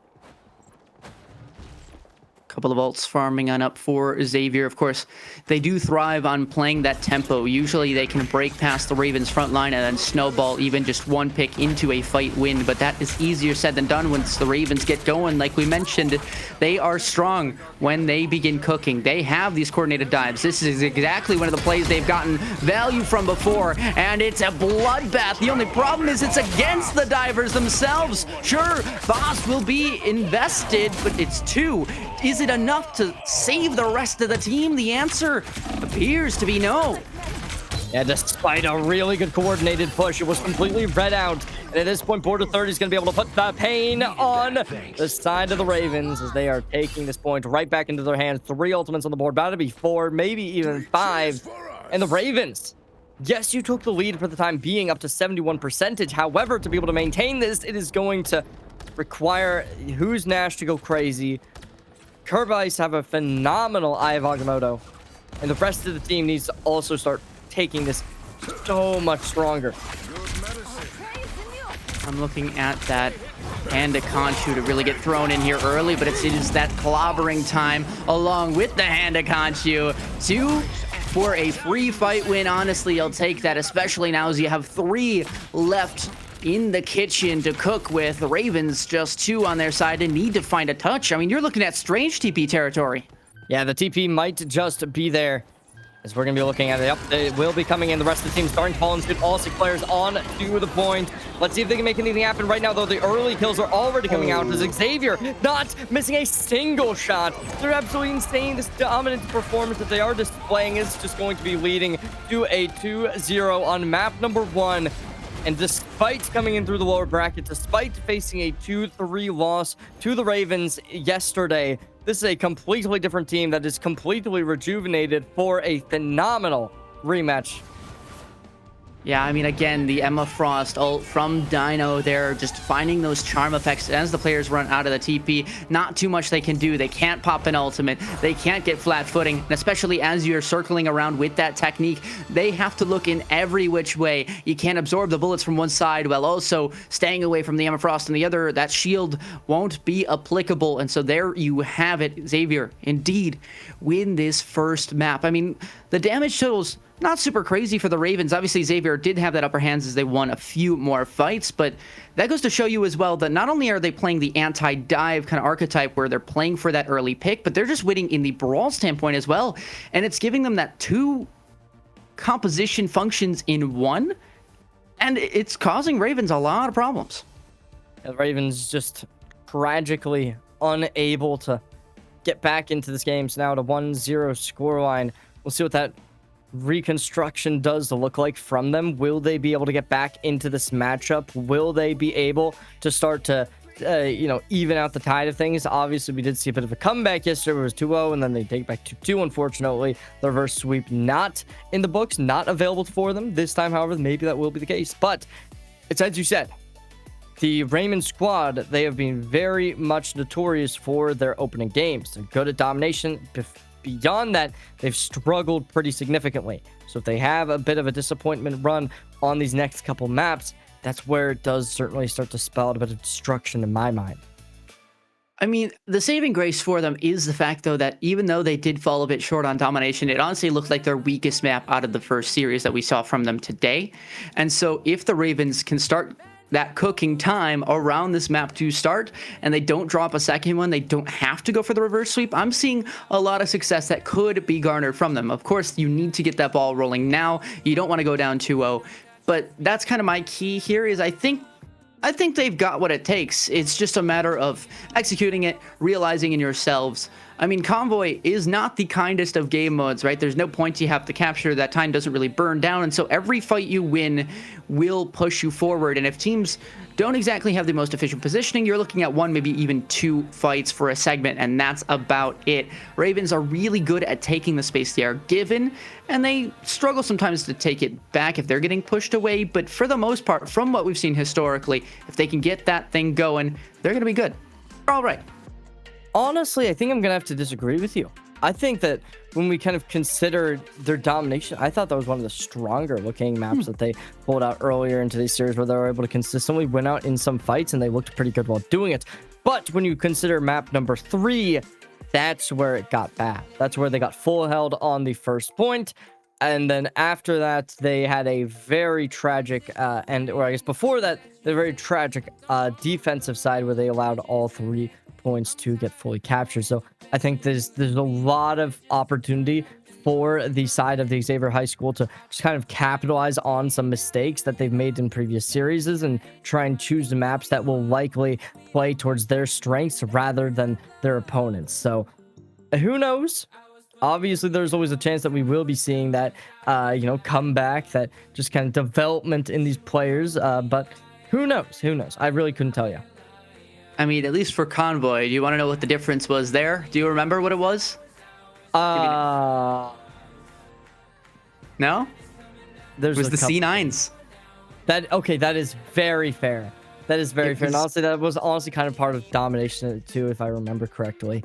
There was those two specifically where it was significantly a problem.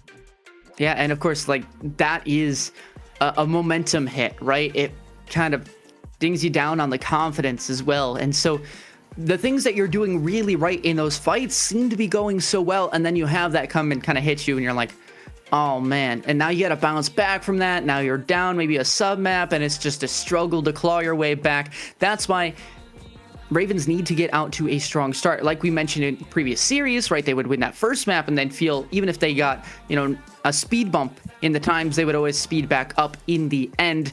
As for the previous series, though, like we saw, they never got started. And so in the end, they couldn't find that finish line. The sight's just too far set ahead. And of course, you've got to win every map individually, right? You can't just win all 3 at the same time. But for the Ravens, I think it's about working not only what we've said about everything, into the mix, right? With that space control, with the specific like mentality things that we've got, the C9s, but as well just implementing every person on your team into a fight, or finding the value that each person can bring, right? We've seen Nash have a lot of plays on that Daredevil along with the Black Panther, kind of paired up. It looks nice, but again, is that the most efficient way to be using those players, or do you think there's a better way? And that's what they're kind of trialing throughout these games, hoping something will stick, and sometimes it does, and that's what we'll see them start to flourish.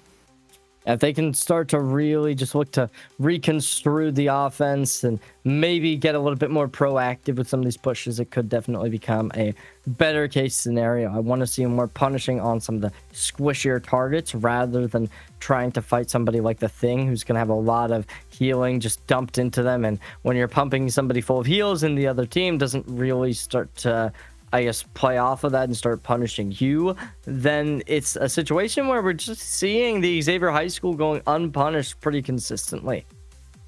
I mean, flyers seem to be a weakness for the Ravens, and maybe at some point that does lead into the Xavier Knights finding some sort of implementation there. But for right now, we are going to head to Spider Islands. Seems to be what these teams do favor in their time of need.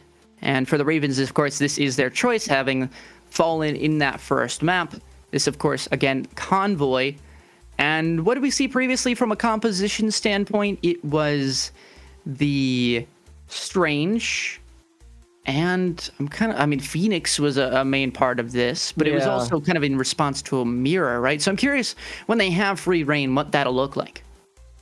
I'm also a little bit curious. It is interesting that they adopted the Spider Islands as their choice, as they had a disappointing game on it earlier today, but maybe this is just going to be the pickup that they need, right? They've already had some tests out. They've been able to trial on the map, and who knows, maybe now that they've been able to figure out how to lose, they'll be able to figure out how to win on it as well. Honestly, that's kind of a fair point. I totally see what you're cooking with there. I mean, if the one team you lose to on this map happens to be the team that has not lost a single map yet in the entirety of this championship stage, yeah, you may as well want to play this one if you're considering yourselves the second best team at it right now. As we do get towards these hero bans, it's very similar. The As you pleasantries. said, right? Who would have guessed? They're still going to be saving the Moon Knight, banning Spider-Man, banning out that Iron Fist, and now we will see what the next save will be. Okay, so they are going to change it up. They're going to keep the Captain America alive this time so that Ethelic won't have to flex onto the Black Panther. So what that's going to look like is a little bit more comfort, one would have to imagine. Honestly, I'm feeling a ban on it, either the Star-Lord or the Thor. They've done their research. They should know. Yep, there we go.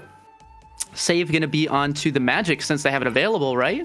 Unless Bubble does not feel comfortable playing Magic on this stage, then it will be... Yep, there we go. Okay, don't need to account for that. Next save, maybe Star-Lord? We get to see the Kerbeis Star-Lord again? That was absolutely frying. Oh, the Phoenix. Interesting. So they keep the Phoenix alive. And now, as they will get that first ban, we'll see what they do end up opting in for. Do you want to try and ban out something like the Rocket, which you've been a little bit less keen on picking up? No, they're going to instead go for the Winter Soldier, see what that will bring towards their advantage. And now, I feel like you got to ban out the Star-Lord, right? Should be. Keyword Either should. that or maybe like the Gambit, but it seems like they are opting in for the Gambit a little bit more. Yep, there we go. All right, that makes sense. Very good save there. I mean, that would have caused them a world of hurt had they let that flow through. Instead, Kerbeis, don't get me wrong, is a great Strange. We've seen the Eye of Agamotto have a lot of work there, but their Star-Lord, much more noticeable in the kill feed, shall we say, in more consistent fights. Of course, that legendary, the Galactic Legend Ultimate being popped good for 2 or 3. It feels like the value we saw from the Ultron on the Crusaders, that same kind of a level of domination. Of course, though, Nash onto the Phoenix will have no mirror against them this time, so a bit of a different stake. Yeah, the Magneto could be a bit of an issue. I can't lie. As we remember the Ultron in the previous map. Kind of different characters, but they do play relatively similarly, especially when you consider the Ultimates. So I think overall that could definitely become a pain to a certain extent. I don't know. How do you feel about this? About the Magneto pick? Well, just in general, like, do you have any kind of favors, any things you don't really like about either of these? I mean, I think my biggest question mark is Border on the Mag, because we've seen whenever these two teams play Mag that the Mag player does struggle. That's not just one player in specific, because they'll rotate who's playing the Magneto and it will still be a struggle. So I think that's my big kind of eye up here. I think Ethelic has the chance to go a bit more aggressive pressure-wise, but you also have to make sure that you can peel for this magic, which is going to end up in your backline half the time. There you go. Point in case. Already the early pickup dealing some nice damage. Certainly seems like Xavier is going to be able to rein in the defense pretty well. But we are going to be getting the rest of the team back up into action. Who's Nash? Dropped to the ground. And the Ravens on this attacking side once more put into a bit of a pickle. You look towards Doctor up on the high ground, getting unpunished for the time being. Dino falls, though. That's kind of a big pick, especially now with Bubbles gone. And Akanchu, though, goes into the backline, finds just Nash. So, in theory, Ravens still have the upper hand in this fight, especially with the Magneto, the Vanguard still hanging on, and the two Vanguards for themselves. However, though, they are going to choose to just kind of back up, give this space, and wait for those players to come back so that they can dish out the damage when it is required. Just don't go down now, though. Make sure you can preserve your life, your team, wait for them, and it looks like that is the case in the end. As of now, just dealing so much damage. Everyone grouped up, moshed together, as we're going to be seeing the first few ultimates starting to be released. The Rocket Raccoon looking for some kind of entrance into this engagement, but constantly needing to be having heals invested into them. But on the other side of things, X the GOAT gonna really start fighting in for this. Phenomenal ultimates converting. as the doctor will send the Ravens into the ground. I mean, insane. That Droth farmed up another hand of Khonshu in what felt like 45 seconds. I mean, that ult, it's a quick farmed one, don't get me wrong, but it's also a very broken one at times. So got to make sure you are marking this character, because look at this, already 20%. I mean, this is pure poke. There's one player, you've already farmed up a quarter of the way through. So if they can get that ultimate one more time online, since they don't really have any sustained support ultimates left, you're gonna be cooking. You're gonna be still thinking. Harassing the back line will be Bubbles, now moving back in with the rest of the team, but the Ravens gonna be able to strike first, and they will send this point into that first objective. By the looks of it, there's not really a whole lot of time. They might be able to have a strange TP in contention. Not sure if they'll get there in time. Answer is going to be yes. Barely able to get that off, by the way. Wow, they've confirmed it. Not going to be the case just yet, as we are going to be seeing a lot of ultimates coming out. They're looking to keep this one on point number one for as long as possible. Is now fighting for the high ground, able to isolate these picks, getting them taken down, lowering this team's synergy, and keeping them all out of contention. But with the Ravens taking Ethylek to the next level, puts another few kills back underway. Now it is all up to them to keep this game alive. They'll be able to do exactly that, a double kill for the Ethylek, and that's the point to convert. I think it was actually 4 or 5. It was just a little bit spread out, but absolutely phenomenal from them. And the fact, of course, we're kind of looking at the first matchup between these two teams with Ethylek's ultimates always feeling a little bit too late, you know, trying to use his last-ditch effort. But theirs felt about on time. It was a 2 versus 2, kind of getting a little bit low on the HP, uses it as a sustain, tries to keep the teammate up, and it works, right? They end up winning out the fight. They take the first segment after Xavier had a very valiant touch with just 0.56 left on the meters. Definitely not an ideal scenario by any means. Is now an early pick. Ethylek, despite some heroics in the last fight, not going to be able to repeat it. But already back up into the engagement. That's a good one. As the ulti comes down, 2 taken out. And they're going to continue to take themselves to the front foot, putting this Xavier squad back up into the lead. 2 minutes remaining. And the Ravens going to have to really look to fight for this one. If they lose here, Ari, they are going to be down onto series points, though. This is still extremely important. My key player here looking at Bubble. I mean, obviously looking to get that Dark Child online, find an early pick now, but that BRB beacon, you almost don't want to use it until you absolutely have to, and Bubble goes in for those 1-for-1 trades usually. Looking at where this Eternal Bond is going, it looks to be just into the back line, a backline dive by the supports, and now the Captain America, it's Ethylek to reap the rewards. The rest of the team following suit, Xavier joining their members back in the spawn room, but one final fight should still be available for these players as they work their way into the map. We're going to get some staggering picks, unfortunately not allowed just for the time being. Who's Nash taking an angle towards this verticality in the top side. Headshot, almost able to drop a player, not just yet. Now back into this point. You look towards the Magic, who's just staying so still, barely able to pick up a kill before getting their life relinquished. And now with a minute remaining, the Ravens forced to retreat once more and concede this team fight. Careful, Dino. Be very careful. I think Dino's still pushed up somewhere. Eventually went back. There we go. Okay. Yeah, 3 ults for each team. Coming up on 4, though. Dino with that ultimate, trying to farm it up quick, is looking at the Eye of Agamotto, though. That's massive! Make that 2! And, of course, the ability is going to be sticking out. Look at the Goat as well, finding the ability kills with a screen. Nash to finish the team wipe, and I don't think there's a touch in sight. I think they're a bit too far away. TP. Oh, no, you think they're not too this far? quick. Yeah, probably. Although Droth, I think, did swap. Yeah, this is tragic. Yep, there they are, swapping over off of that Strange. Either way, tough one to break through. Absolutely. 3 ults on one side, 4 on the other. We could see the Gambit really looking to just put that pressure down and out. But as we are already going to be getting that first kill, the Ravens on that man advantage. Maybe not for long, but as they do start really taking the kills to their own extent, it is going to be the Xavier Knights who are going to be in a real pickle at this point. About a minute and a half left, around the similar point to what we saw last time. That's a big aggro pick, though. But look at this. Xavier, 5 ults left. I mean, you're looking to make this one last a very long while. You do not want this fight to be over quick and use too many of your ultimates, but it looks they have used 2 in response. The Raging Royal Flush along with the Dark Child and the Meteor M. Oh, there's a Hanakanchu as well. Whoa, this is a big commit. And of course, they are going to win this fight with this many ultimates used, but now 40, 50 seconds still left. And the stakes about even. Yeah, that was definitely a overcommitment by no contesting that one.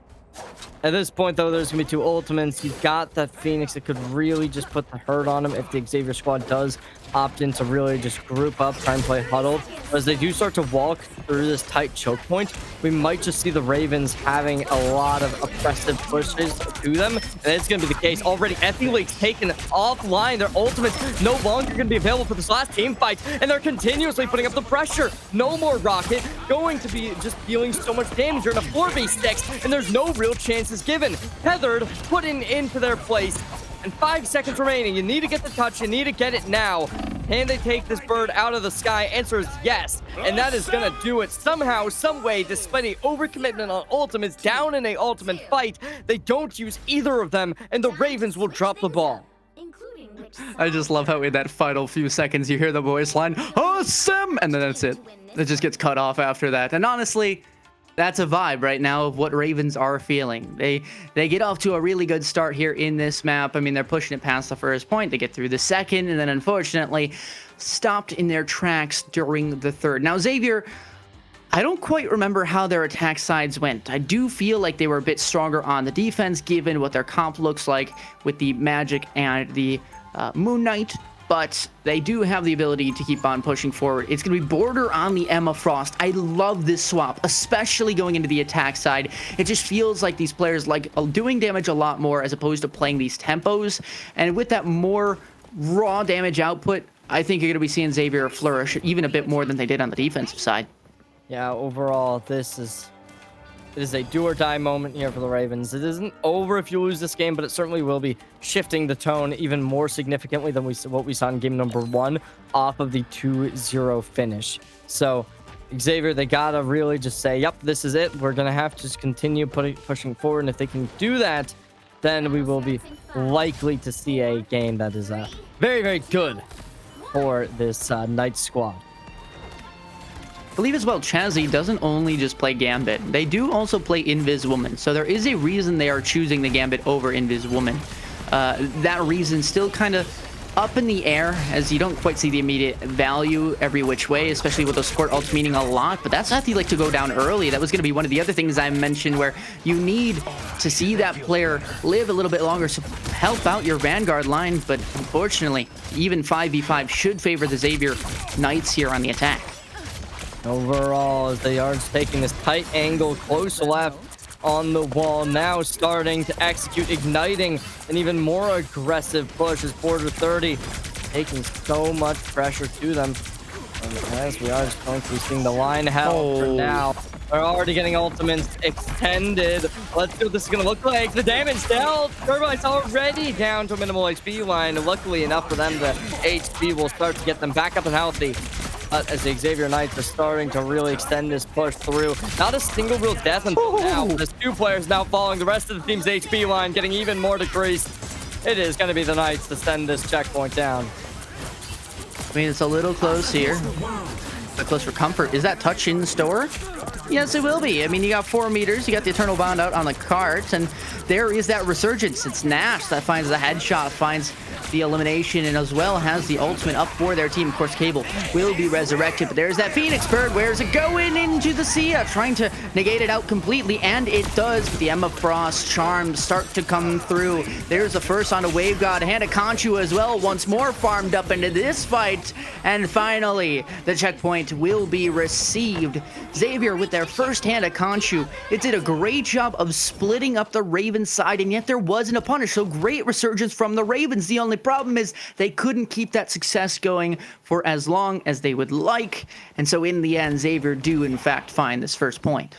Yeah, at this point, 4.5 minutes, and The Ravens, you got 2 ultimates on the board. About to be a third if you can get the Gambit up on line, and maybe Ethelic as well could get something done on the other side of things, though. Already decent pressure to be applied as you look towards Doctor, who's just kind of unpunished right now. Not a whole lot of pressure to go their way. However, as Dino starting to come on in, there's the opening pick. Trade instantaneously found on the bubble. And timer a little bit under that 4 minutes, but as they do reach that halfway point on this current objective, it is likely to just be a good, well-received ordeal for the side of Xavier. And on the other side of things, we're starting to see some ultimates invested. Hopefully, it'll get some type of value. Not for long, though. You're going to need to continue investing. As Dino pops the Eye of Agamotto, there's a double kill. The Ravens once more sent down and packing. It's interesting that you see the swap off the Emma Frost. I'm surprised Dino's onto the Strange, but it looks like it paid off for the moment. Found the quick picks. Now, that Eternal Bond match on out. Eye of Agamotto back the other way. Support line should be removed, and at least it is the one. Make that border on that Emma Frost still sticking out, staying strong. And at least that Hand of Khonshu should seal the deal. Make that 2. It's not directly from the ult itself, but the shurikens, the blades coming flying on through border as well. The Emma Frost swap going to them. Darkchild and Spawn, I mean, they're doing everything they can just to make sure there is not a fight even close in this second point. And they're just gonna look to run this one down. This is do or die on the second point, but ultimate's invested. It's going to instantaneously be shut down, and the rest of the team starting to fall down in suit. As we look towards Bubble now, going for another reinvestment down, isolates the pick. EC goes offline, as they are just going to consistently look for the Gambit as well. Casey's going to fall, as a real masterclass performance. It's not a single player in the Xavier squad is going to falter. And they're up to 3 minutes 45 on the third and final point. Yeah, I do not mind the CYA ultimate at all. Just make sure you secure it. Make sure that no one can get an ultimate or Nash doesn't come flying in as a flaming bird. But in the end, I mean, it's Ethelic. I think that ult's just a little bit too late. You see them always use it when they get low, but a bit too low, and it means that you do not rejuvenate that HP bar as quick as you'd like, and you fall on down before that full time and value can be extinguished or exhausted from the ult itself. But full new fight, neutral territory, 2 for the Ravens. That is ultimates, and they would like a pick early.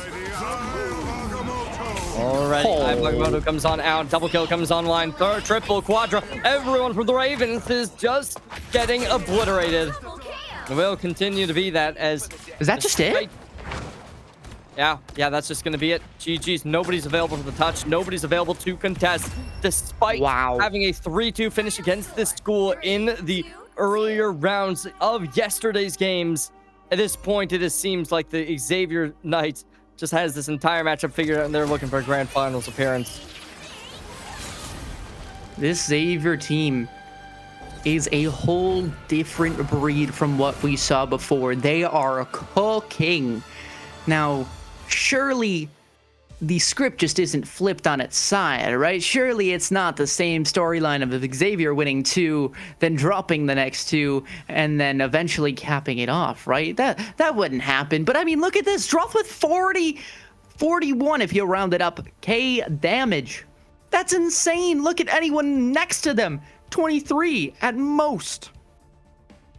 That was a very, very one-sided game, I'd say. I mean, yes, you took it to almost that third checkpoint. However, not being able to cap it, and then your opponents come to the exact same spot with over 2 minutes on the clock, it really does just showcase this team's aura. And at this point, it really does look at the Xavier Knights has this entire game figured out. They have their opponent's number, and the St. Raymond squad, you are really just going to be backs against the wall at this point. You are down 2-0. And I mean, ideally, we'll see a little bit more pushback in game number 3. Hopefully, they'll be able to contest at least slightly more. But at this point, you really do got to completely reinvent yourself.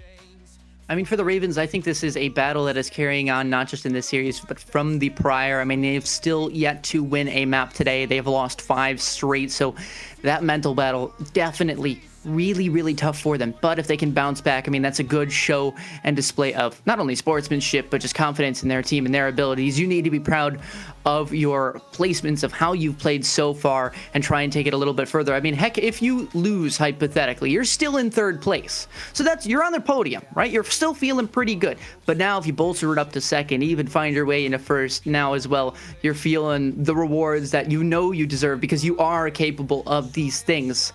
With the Ravens being down 2-0 right now, of course, they will get to choose the map for our convergence game mode. And to kind of bring us back to where they were before on convergence, they chose Shin Shibuya, right? And they got full held on it. So do you think they're going back there, or do you think they're changing things up? I feel like they might try it. But I don't want them to try it. I think Shibuya was a very difficult showing from them.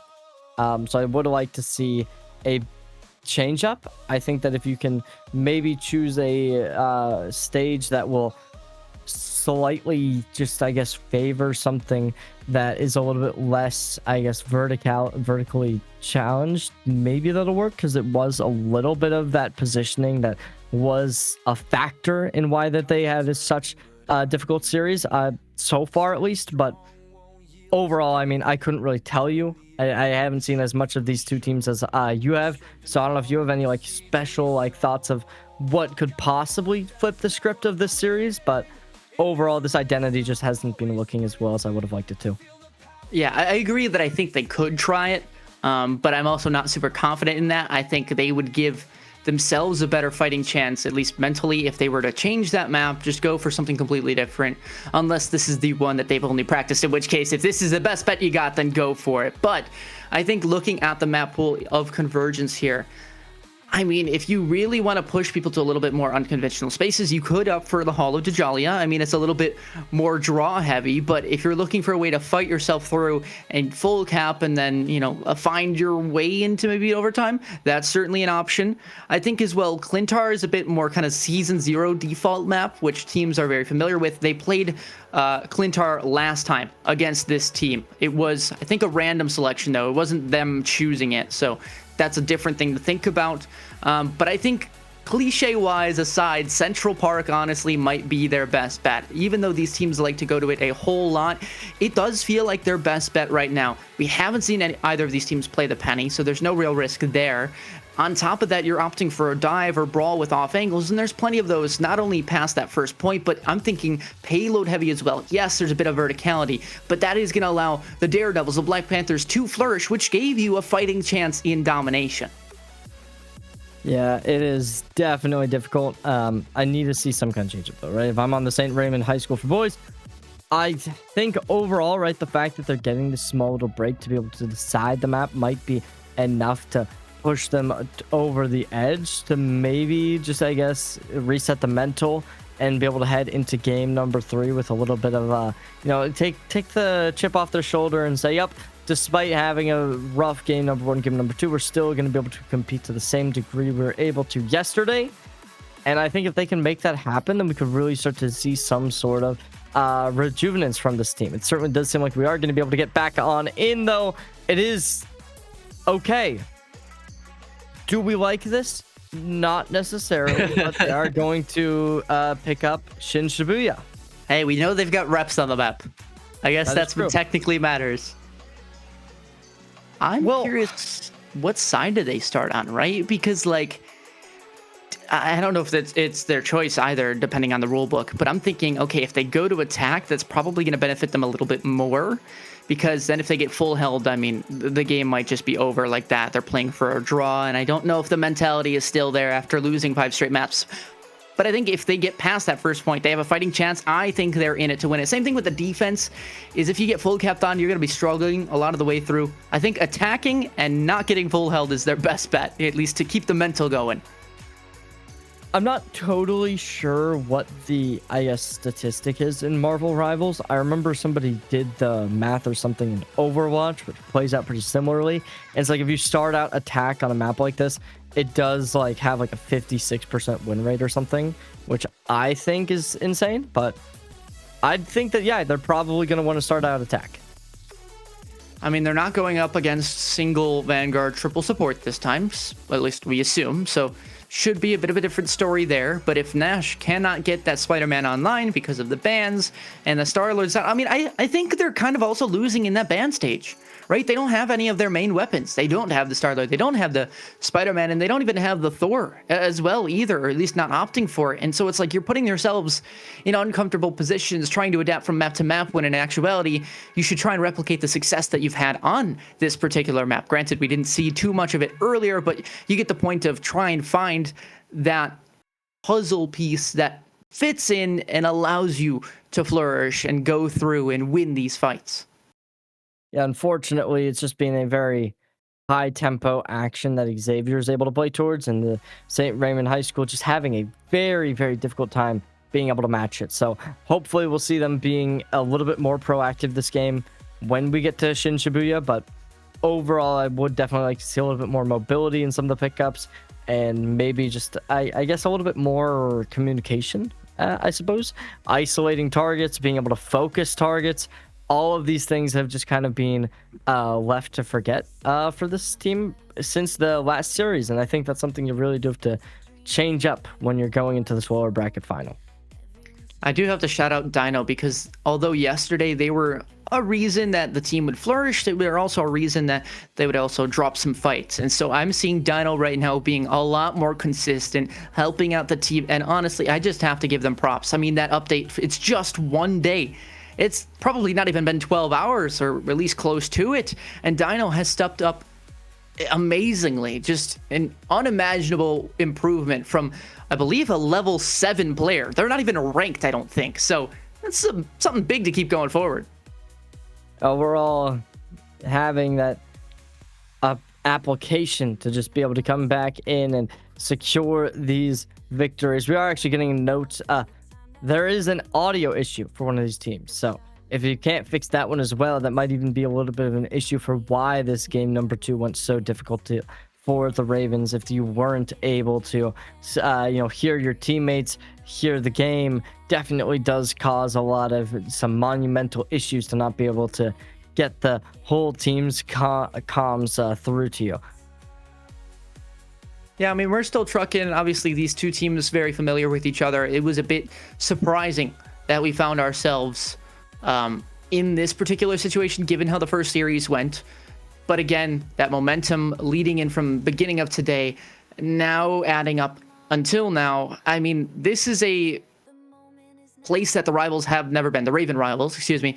And the fact, again, I believe they did not lose a single map until they played the Xavier Knights, which then they knocked them down a peg. And then you're talking about the Crusaders, who just beat them 3-0, and now you're down another 2. I mean, effectively, if you look back across all the recent series they have played, they are 1-7 in their last 8 maps. And that is a struggle stat, to say the least. But just imagine if they bounce back. That's a generational cook right there.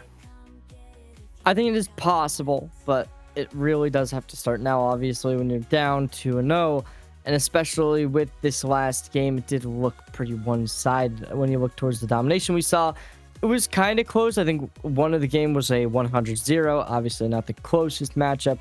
The second one was 170, a little bit on the closer end of things. So there is definitely that world in which we will be seeing the St. Raymond able to kind of keep themselves in this matchup. But overall, I definitely do not expect to see, I mean, and just like on paper, you're looking at this Xavier High School squad and you're expecting them to win. They've already won 2, and they're looking good while doing so.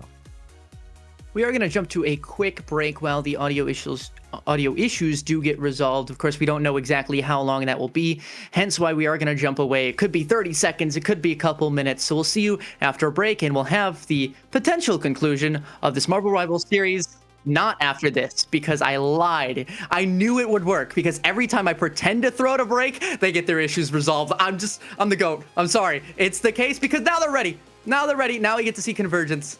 Cherry Cinema. Yeah, I mean, the teams that were watching the stream, they heard Ari throw it to the break and said, okay, now we're good. Now we're going to play the game. So we should be getting on to that picks and bans phases any moment now. and see, will it be that same, I guess, traditional bans and picks we've seen all series long, where it was just the Star-Lord, the Spider-Man, maybe save your Captain America, maybe save, I don't remember who else got saved. I think it was like the Moon Knight, maybe.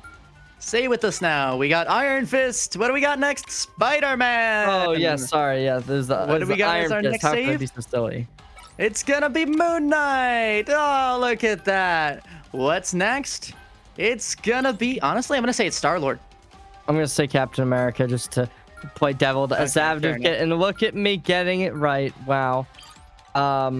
Yeah, I wasn't totally impressed with the play we saw on the Black Panther, so I'm happy that the team is going to make the collective decision to save the Captain America just to give them a little bit more comfort into this play. Now banning out the Thing, that's an interesting ban. I would not have necessarily expected it, but with how well That's some Border magic. 30 was on it. Oh, is that? Oh my gosh! Wow. See, I don't have my glasses today, so I'm like really just trying to like look at the, I guess, color of the character and kind of just predict based off of what's also been happening so far in the game. But yeah, Save on to Emma Frost, Gambit, maybe? A little bit of unfamiliar territory here. it's a feasible guess. Okay, Okay, yeah. so they protect the Thing. Yeah, Star-Lord save. We get to see it. Oh, that's good. That's good. I think that's a very worthwhile save, especially as I mean, have we even seen the Star-Lord today? Not today. I was gonna say we haven't seen it. You've been Well- hyping it up though, so Not from Ravens, at least. okay. I believe it was the Crusaders that did whip out the Star-Lord for a hot second, and it did do some Okay. work. Yeah, I mean, it was definitely looking okay, but so we do end off. That's a good ban. That's a good ban. Yep. We saw a lot of, I guess, favor towards the Phoenix for a little bit, being able to ult in, get some early pressure, and as of now, as if you don't have this on line, I mean, maybe they'll have some other choices they can go towards. Does seem like we're going to be back over to the Daredevil. We saw this a little bit earlier on. Besides that, not a whole lot of changes. But I mean, we do get the Star-Lord. Obviously, as Kerbice is going to take their mark on this. Don't make me eat my words, Kerbias. You've been goaded on the Star-Lord so far. But there you go. They're on the attack this time. And this is, by the way, a compositional flip almost. Wow. I just realized solo Vanguard currently for Ethulik and the Ravens. And who's It's- Nash, by the way, completely role swapped onto support. I haven't seen this one yet. Wow. That is a pick. I'm not going to disrespect it, because when you are in this series, and you're seeing all these swaps coming out, it does definitely say in a lot of players' minds, more likely than not, that yeah, we do have to make some changes, we do have to adapt to the current state of everything. So completely going for a role swap, yes, it may be unconventional, but if this is something that might give them a little bit more comfort and a little bit more survivability than their previous player, then who knows? Maybe this was the pickup that's going to be able to give them that success. Well, something we've seen a lot with a lot of these teams, not just the Ravens, but like they love running Gambit Rocket. Like characters that don't exactly have the most sustaining support ultimates. They like the damaging ults, and that means that, you get run over by one hand of Khonshu, and that's just it, right? So it's one ult that can take down your entire team as long as it's well placed. You don't exactly have that support back the other way. And so it's like, now that you have Cloak and Dagger and Invis Woman, that sustain going to rapidly increase. Sure, that firepower a little bit dismantled, but now you're in a situation where you can live a lot longer, where you can farm up those ults quicker, and your Vanguards are now the ones that need to be the spearhead of these pushes, along with, of course, a diver in the backline, things like that. But I'm curious to see how this stacks up. This is an archetype of this team we have never seen before. Yeah, it's a completely different identity. We'll see what this does end up following in terms of how they're going to be able to, I guess, play out this comp. Will they go for a similar, I guess, style to what we saw earlier? Ideally not. Hopefully they do end up changing up the pace, changing up how they do end up conditioning their opponents, right? Forcing out mistakes, all that good stuff. And if they can start to really collect, I think either of these teams definitely does have a chance to win this game. The only issue for me is just the previous play that we did see for the Ravens when they were on this map, losing it out, getting full capped after losing a 3-0 score line, or I guess 3 points all captured. So it really was a difficult series earlier on. Now they're taking on a new opponent, new game. Let's see if they are going to be able to find a different scoreline on the same map. Should I try the trick again? I think so. Should I try the trick again? See if the players are ready. Okay. So with that, we're gonna toss to a break, and when we get back, hopefully, it's not working. Maybe you have to be like more genuine about it, but I don't want to be too genuine about it because then they'll actually get convinced, and then people will go away. So we're just gonna have to chill for a hot sec. I mean, we've talked about a lot of things, right? The heroes, how they're gonna stack up. We've talked about the maps and their effect. We've talked about momentum. And I guess it just comes down to the Ravens, right? This is their game to either, well, I guess I should say really to win now, as it's very much Xavier Knights to lose. I mean, we saw the script earlier before how these two teams clashed up, but now the Ravens, if they have the determination, if they have the gas left in the tank, this is all up to them. Honestly, I'm going to say prediction-wise, the Ravens get past the first point. I think they get stuck in that final room. That's my goal, or my prediction. I don't know. I don't think they're going to get full capped. I'm going to say it's going to be a 2-3 overall score. I think that both teams are going to get towards the end of that final push, but I think Xavier High School is going to have a little bit more to show. And I think that's going to be what will carry them across. Now, it's either that, or I think that the Ravens are going to be able to kind of just run them down. Because with the Star-Lord now being in the pool, what it does kind of give off to me is that this team is going to have a bit of a rejuvenation and a different style they're going to look towards playing to. Well, there we go, folks. We're finally in the game. This is map 3. The Ravens currently down 2-0 from the Xavier Knights. And of course, they've been cooking all day. They're going to need to hold strong in this defense here. They want to get this map over quick and easy. Or it's easier said than done, as the Ravens, determined as ever. This is their final lifeline. Nothing to lose, all to gain. What do they got in store for us? Let's see it out of the gate. Alrighty, pushing out of this door. Not gonna be waiting too close by. The Xavier Knights is going to take this close choke point.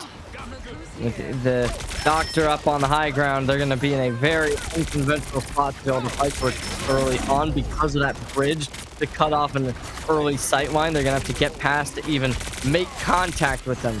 But with this early kill already being found onto the opposing thing, it is just going to be the Ravens to start to really have to regain their footing on another team fight. I mean, Kazi's on the thing. This is just something we haven't seen before. I mean, that's the result of, obviously, the role swap with Nash now on the Invis Woman, bubble swapping from that magic over to the Gambit, which we have seen before a little bit more. And it feels like compositionally wise or comfortability wise, sure, Xavier might have the upper hand, but Ravens have that unpredictability available. The only problem is that there is a hand of Khonshu in their face. So goodbye, Moon Knight. Goodbye, Invis Woman. You're back to the spawn. Yeah, they're starting to get desecrated. It is down to 2 minutes, 45 seconds. Look towards the side where there is going to be the Ravens taking a bit of an angle on the left side, but as of now, they are going to start the engagement. Ek going to be the first one involved, trying to get this play to work well with the ultimate in hand, going for the flank play, but knocked up. First kill gets found as Dino goes offline, removing some of the players from this engagement, as it is going to be another one with the Doctor following.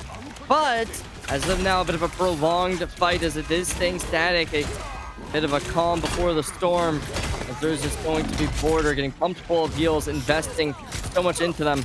And the bubble now being on the other side of things, it's a good workaround for the Xavier Knights to stay into this fight.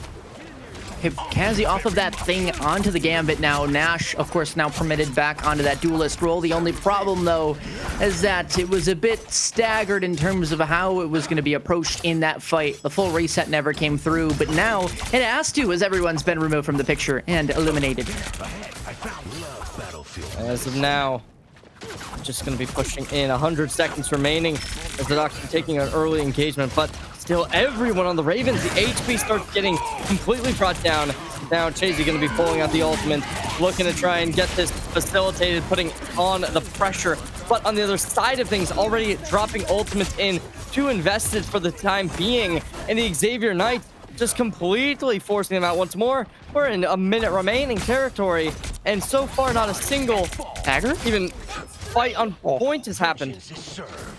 I mean, this Xavier team, so different from what we've seen before. It's insane. Like, you might even imagine they have different players playing.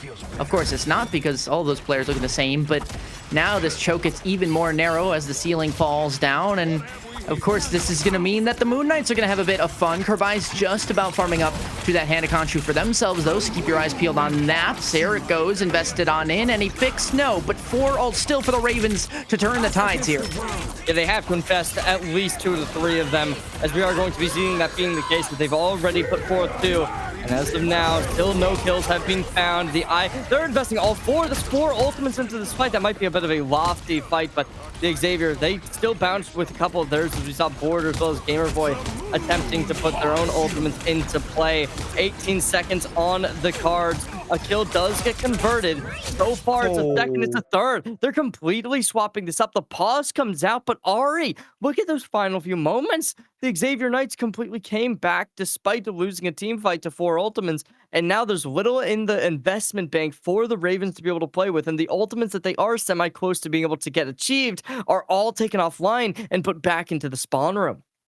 Yeah, probably a quick DC due to internet. I mean, 3 players go down for the side of the Ravens. You start to wonder how exactly are they going to bounce back. Not sure exactly what that time was left, but it was very low. I'll say that. Maybe not quite at overtime, but I don't think they have enough time to strange TP back from spawn. It's going to be close if they do.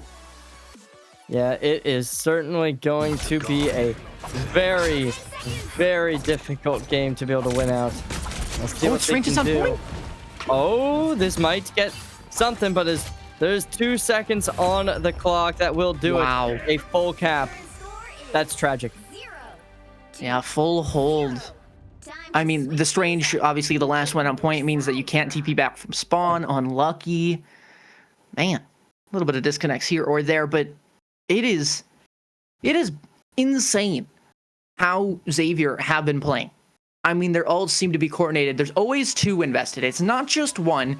It's an Emma Frost ult with a hand of Khonshu, collaborating time with some sort of like that. It really does look super, super good from them. And you just have to give them their laurels. Of course, the game not over yet, but there is no way that they can lose map 3 right now. They're playing at worst to draw.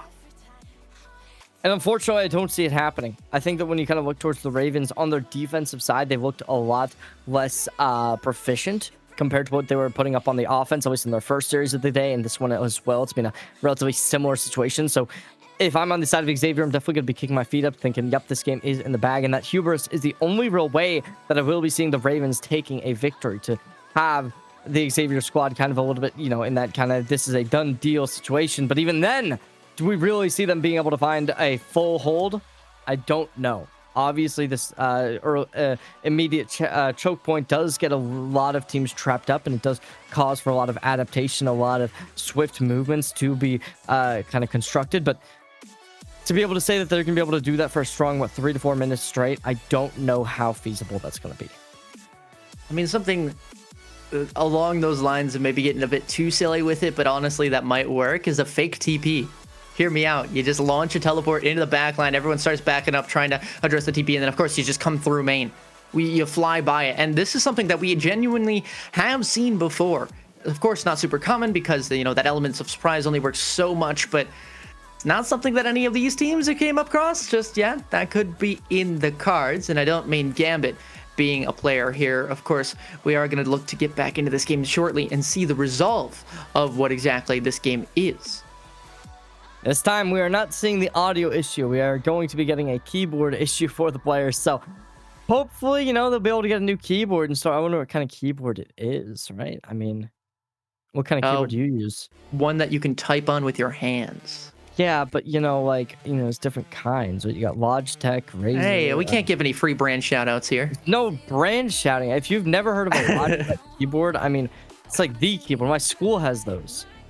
Well, of course, the LAN facility does offer some peripherals to the players, so maybe it is a little bit of things that they are not comfortable with, and maybe that could be some of the struggles for the Ravens, but as well... That is true. That is true. I mean, think about this. The player that had the issue with the keyboard, by the way, I'm pretty sure was on the side of the Xavier Knights. When that pause came up, it was blue. So I'm going to go and assume they're struggling, but they're still running through it. They're still finding themselves. Okay, no, it is a keyboard issue for the other team. Okay, but still, I mean, honestly, if at this point, if you need any advantage you can take, go for it. It is going to be probably a couple of minutes, but you know what? Fair enough. We'll be here. We'll be waiting to see the conclusion of this map and potentially the series. You know what's interesting to me? Yesterday there were some headset issues. Not that a headset wasn't working, but that one of the teams didn't have any. And it is interesting to me. I thought it was like a standard thing for people to bring their esport equipment to like LAN events, but I suppose maybe not. I mean, I don't know.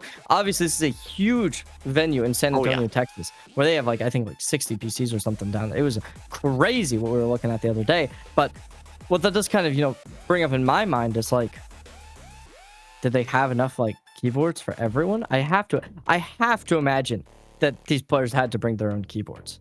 There's no way they had enough for that.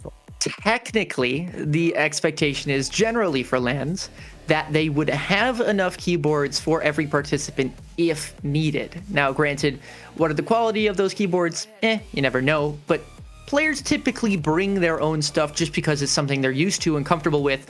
For PC gamers, a lot of the time, that's a keyboard and a mouse. Not necessarily the headset, though, unless they're really a stickler for how the audio comes into the ears. Maybe games that are a little bit more audio dependent. Same thing with controller players, is you bring your controller just because, why not? It's something you're comfortable with. It might have a certain grip on it.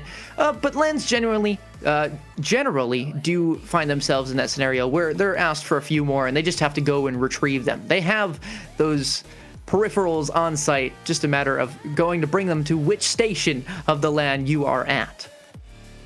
Yeah, I can understand bringing your own keyboard, bringing your own mouse. I don't think I've ever brought my own headset to a LAN.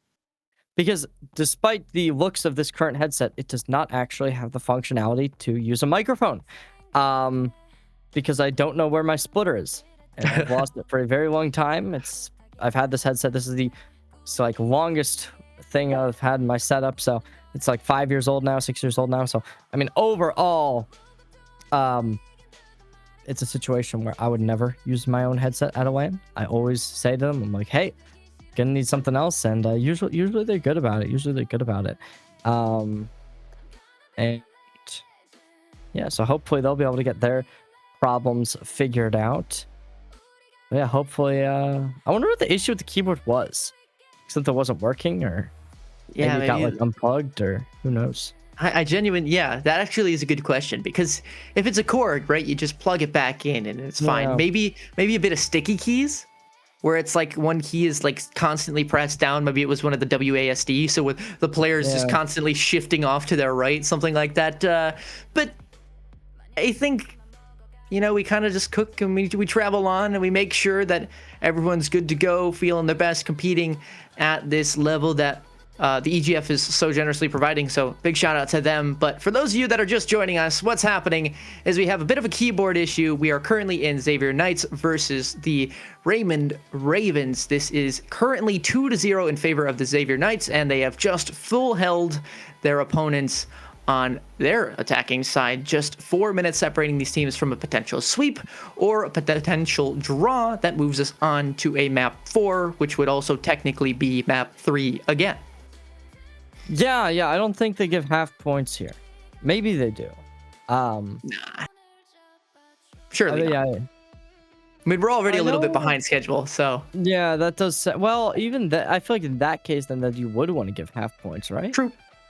Yeah, because then it's if there's 2 ties, then you get a point. I don't know, really, if any league does do that. I imagine that's not the case, but... yeah, it's hopefully they'll be able to get that figured out soon. So Ari, I want to ask you right here and now and here, I guess. right? Who's your favorite character in Marvel Rivals? Ooh, okay. Well, I'm going to answer for our producer first. Our producer Okay. is a Squirrel Girl aficionado. All right, sounds good. Sounds good. I would have guessed. Honestly, I do enjoy my time playing a bit of Squirrel Girl. I think probably one of my better characters is the Cloak and Dagger, kind of Luna Snow, that vein. But I do enjoy playing Groot generally. I think I'm still going to say, though, probably my favorite character, the one that I enjoy best, is that Cloak and Dagger, that duality to be both damage dealing and supporting, almost comparable to Moira in Overwatch. Yeah, I mean, well, Cloak and Dagger is not a terrible character though. This is true. One is meta, one is probably not meta. I was gonna say Moira's Moira was picked a little bit in the early stages of the 2023 meta of OWCS, I'm pretty sure, and that's the only time she's ever gotten. And actually, that's not even true. It's 2024, I think. But there's been a single month where Moira was semi-playable at the pro play, and then besides that, she has just been awful. Well, don't say that, because here's the thing. We've got Overwatch coming up. I'm not sure if it's going to be on this stream or a different one, but Overwatch is going to be happening, and I'm going to say there's a non-zero chance of Moira. I'll honestly give it a good 40% that we see a Moira at one point. Just play Baptiste. I can't aim, so though. much better. You don't need to aim. You don't need to aim to have more value on Baptiste than on Moira. Because all you really... Because you have the immortality field, you have your right click, which, I mean, yes, you kind of need to aim, but not really. And that alone has more value in the kit than a Moira does. Unless you're playing against a team that really likes to group up. And that's all they're doing is just moshing together. Then the Moira does get a substantial more amount of impact. But what you're saying is Moon Knight would be a better alternative then at that point. That is very true. That is very true. Moon Knight's a fun character to see in a lot of these games, but it also can be a lot tougher to both punish and play if you are getting punished at the same time. Very true. Very true. Yeah, I guess to give my own answer to that question of what the favorite characters, I liked when I was playing the game the Groot. Groot's a fun one. Big fan. Besides that, though, who else did I even play? I don't even remember. It's been too long. I can't lie. But I think overall, this game's been pretty good. We saw a lot of pushback. Today's been a good day, surprisingly. Not as many issues as I would have initially expected. Don't say that. No. You're doing Rocket League production after this. I'm doing Overwatch. Don't say that. That's true. My one worry right now is we're gonna have this elongated break, trying to find a keyboard that works, yada yada yada, and then it's just gonna be a 10-second cap insta. That's the most anticlimactic ending. That would be quite unfortunate. Yeah, it definitely would be tragic. I think that we'll likely see a minute go by or so before we do get that cap. But overall, I don't think that this is going to be a crazy long game where it's going to be going to 4 minutes and then they finally cap. And I don't think it's going to be a 10-second thing either. I think that they should be relatively faster, but we are going to be hearing it right now. And quote, they had a keyboard bug and start doing insane things. So they're fixing it right now and are going to restart the map. Restart the full map, not just the side, by the way. The full map. Full map. So, oh. Wait. Just the round for first point. I don't quite know what that means. I'm reading the message, I think it makes sense, but my brain is too small for this. we're here to yap about what's on screen, not what goes around in the back end. Yeah, I know shapes and colors, pew pew pew, and we're getting a few back end things, but of course we'll get that result. Does a hexagon have? Let me ask you this: how many subs does a septagon have? And then what are those answers in rapid succession? But wait! If you take hex and then you put sept, oh my gosh! Have we just invented the new meme? Hex sept. Oh. So I was gonna make a joke about like, oh yeah, the only reason I know what a hexagon is because of League of Legends.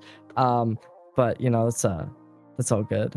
I like that one more. The 6-7 joke.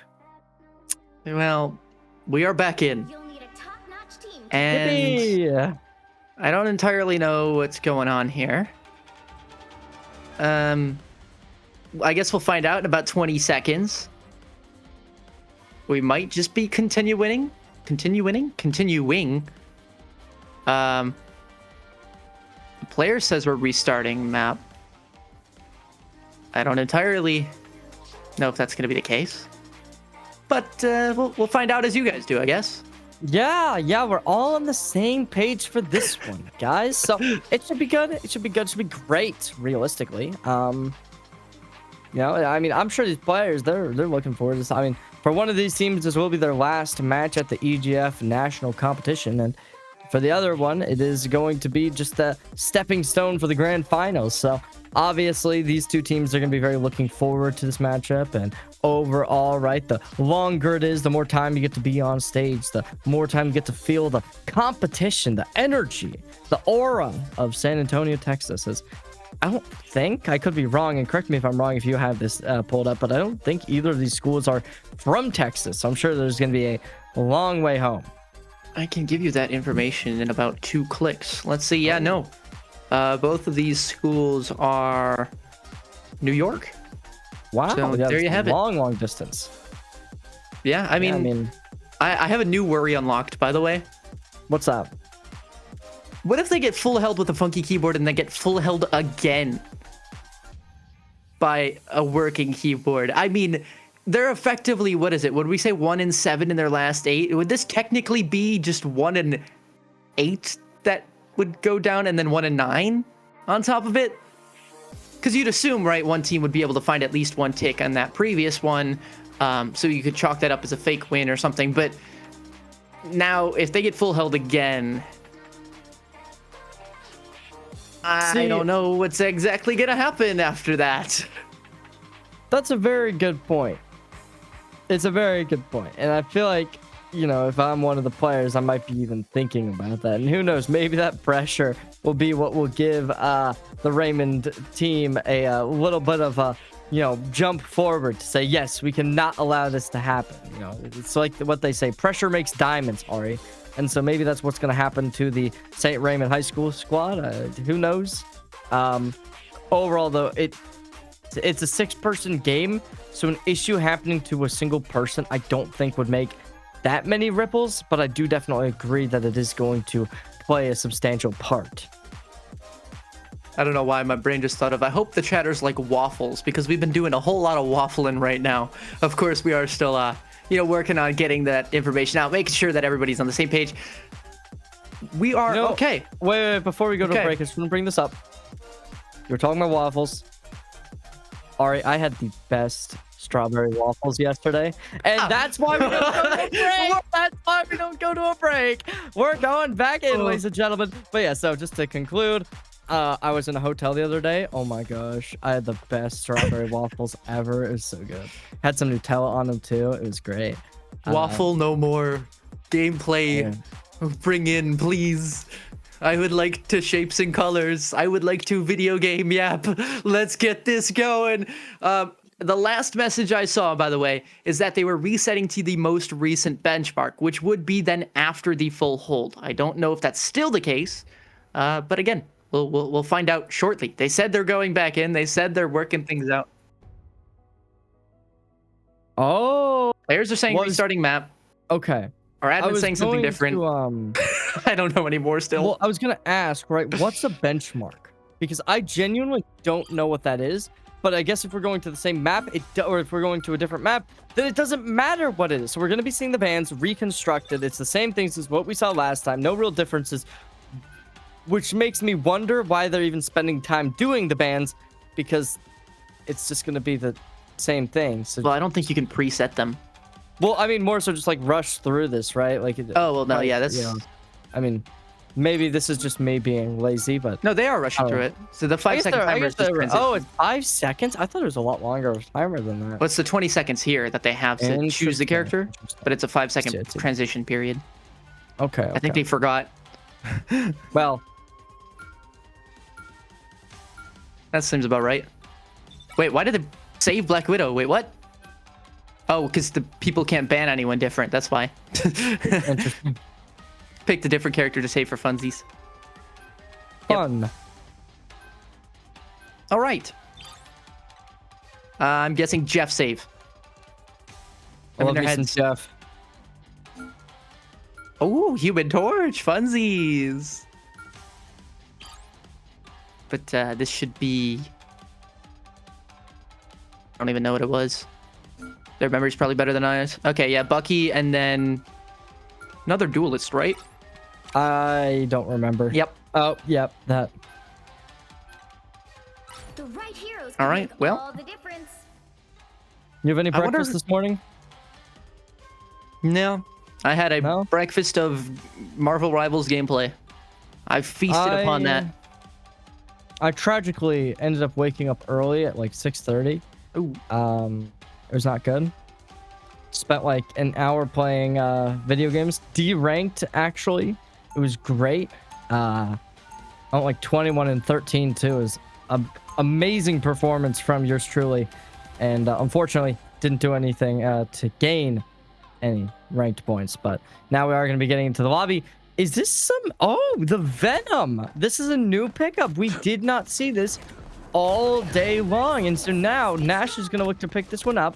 See what this does look like. Ethylic as well going to pick up on the Black Panther, I think. Correct me if I'm wrong. Well, yeah, we saw them earlier on the Black Panther. It was on the We did, yes. Domination map. But that's because it was banned. But I didn't think the Captain America was banned this game. So it is a not. little bit interesting to see. They're gambling. Yeah, they are completely saying, yep, we're switching up the entire playbook. I'm curious whose keyboard issue it was. Because maybe that's the key player that, we didn't see. Because, like, here's the thing. If they would have succeeded, chances are they probably wouldn't have paused until a little bit later. Yeah. So somebody felt hindered enough to jump through this. I wonder who it was, but we'll find out in a moment. Ethylic eyeing up the defenses. Oh, look at this big rotation. They're playing the map. Yeah, they really are looking to really just utilize all of the environment to their favor. As of now, though, we are just going to be seeing a little bit of a call out from the Knights as they attempt to have everyone's information seen. Now charging in, diving forward. Shield gets placed up, and as of now, so many players just eyeing towards this Venom, looking to exhaust so many resources out of the Ravens, and with them already falling down, it is going to be a bit of a team fight win for the Knights by the looks of it. However, after some comeback does achieve, it's a double kill coming through. Maybe not for the longest point in time, as Ek, the GOAT, is going to get a nice ulti to start to apply some pressure, find a kill. Not for long, the Daredevil exchanges in return. And with a nice couple head taps, going to be a nice double kill as well. Dino, Border, both falling down. I mean, that was a beautiful cloak. Gets them out, has the invulnerability, and eventually gets them out of that hand of Khonshu. Find a scenario where now they're actually given an extra lifeline, and we've seen a cap. They're not full held. Oh my gosh, it's crazy. You need to stop It's a that vehicle. much more competitive game than what we saw in the earlier attempt back when there was that keyboard issue happening. So now that they get underway with this second point now online, see what this does end up progressing to, right? Will we see game 4 come out? Will this be that 3-0 sweep? As we do get a few ultimates underway. A triple kill comes out, and it is just going to be the Ravens igniting the battlefield and sending everyone to a gray screen. So what's happening here? What's changed? Because surely a keyboard doesn't just make Xavier fall over every fight and the Ravens just be absolute goats now. I mean, is it Nash with that additional HP jumping on the like back line? that, yeah. I think the Venom has been a really instrumental pick into this match. It's being painful, don't get me wrong, but I feel like Xavier are respecting the Venom a little bit more than they need to. Yeah. Because yes, you get that extra 1000 HP, but when you really consider it, it's not like the biggest deal in the world. We're going to be seeing Xavier starting to really just put the W key underway, and the Ravens not really expecting it too heavily.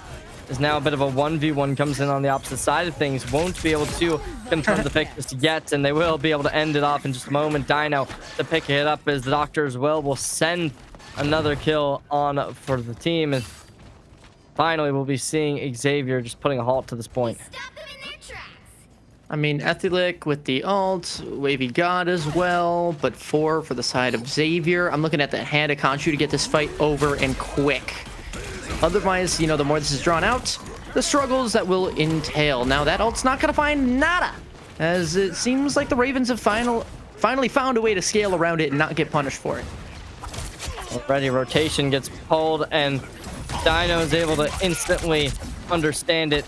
Looking to get a bit of information down. Damage dealt. Act with their second ult of this half.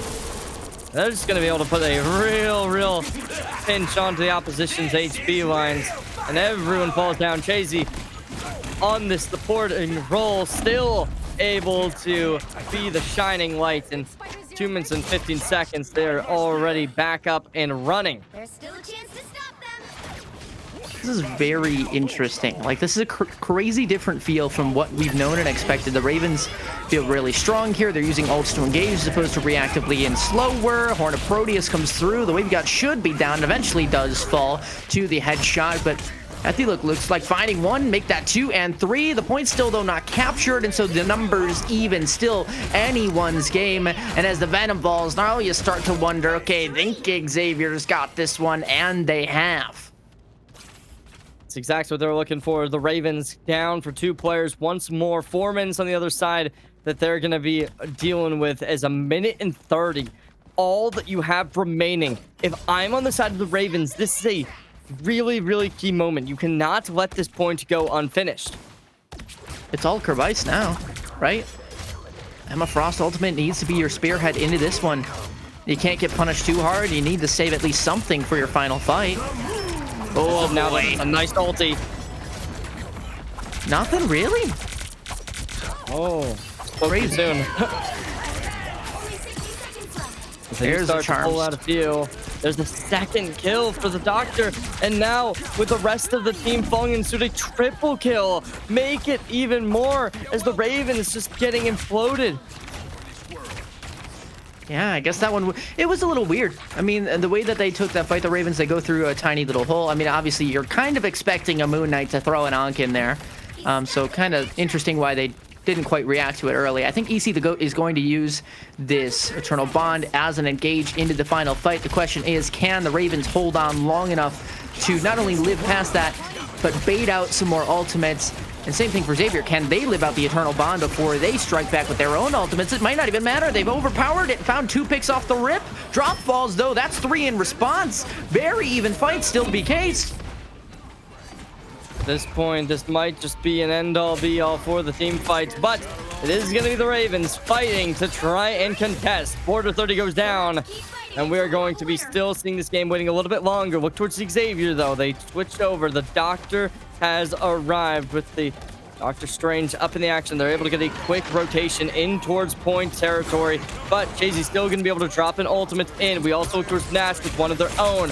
As they look down, this is going to be the Venom to try and take a little bit of a stranglehold over this match.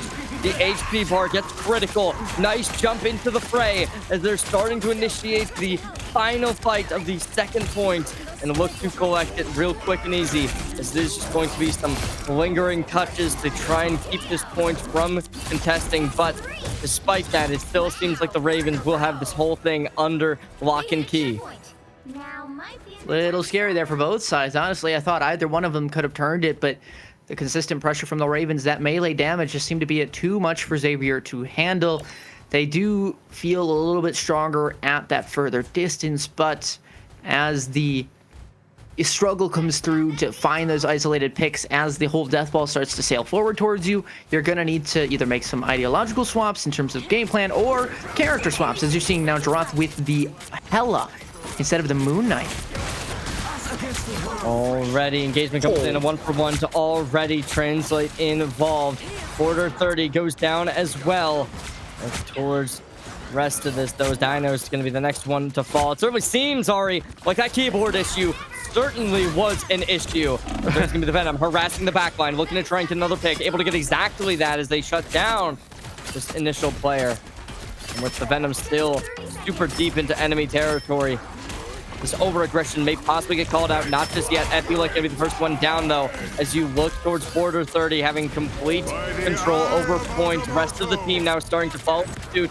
Massive Eye of Agamotto as they're going to be able to fold everyone down to the ground. And that crease just gets laid out. 9 seconds remaining. We're going to need a absolutely extraordinary Doctor Strange CP or somebody to get in with an initial touch with who's also mobile and heavy enough to be able to stay alive for the time being.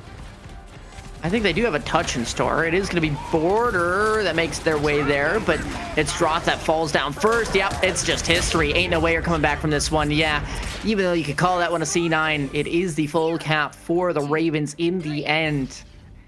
Oh boy. Oh boy, are we cooking here? Do we have ourselves a game? Potentially a series? Ain't no way we were one keyboard issue away from finding ourselves a potential full 5-map series. That would be nuts. I still want to know who was the one with the keyboard issue. Yeah. Because how on earth does it change this much from getting full held and almost getting, I guess, like, was getting taken down in the second half to now it's just a basically I don't trust. I mean, I know it sounds very like bad, but I don't trust Xavier to be able to full cap. This is a hard map to full cap with how close some of these choke points are going to be. They're going to have to be extraordinary to be able to bring this to a 3rd and 4th round. Wait, but the Ravens, their PTSD might start to kick in. Look who's on the side for Xavier. It's an Ultron. This is very true. This is very true. Border 30 taking the Ultron, giving the thing over to Cable. This could really be a crazy pickup to give him a win real quick. Because Ravens don't have any like damage going out that's not melee. Yeah. Like maybe the Strange, but then you're staring at the sky. Maybe the Cloak and Dagger, but just stay away from them far enough. You'll be good to go. I mean, this is a play of all time. Oh, hello. Already able to understand the players taking this verticality up towards the high ground, dealing a bit of damage early on. With the Venom isolated from the rest of their team, the Ultron is going to have free pickings to dish out some early damage onto them. Oh my. Yep, that's 40%, absolutely. Look at this low ground where there's already just this Moon Knight collecting so much percentage on their ultimate. And this farm is just continuously going further and further. 15% real quick. Yeah, that's nothing. Literally 2 buttons got clicked.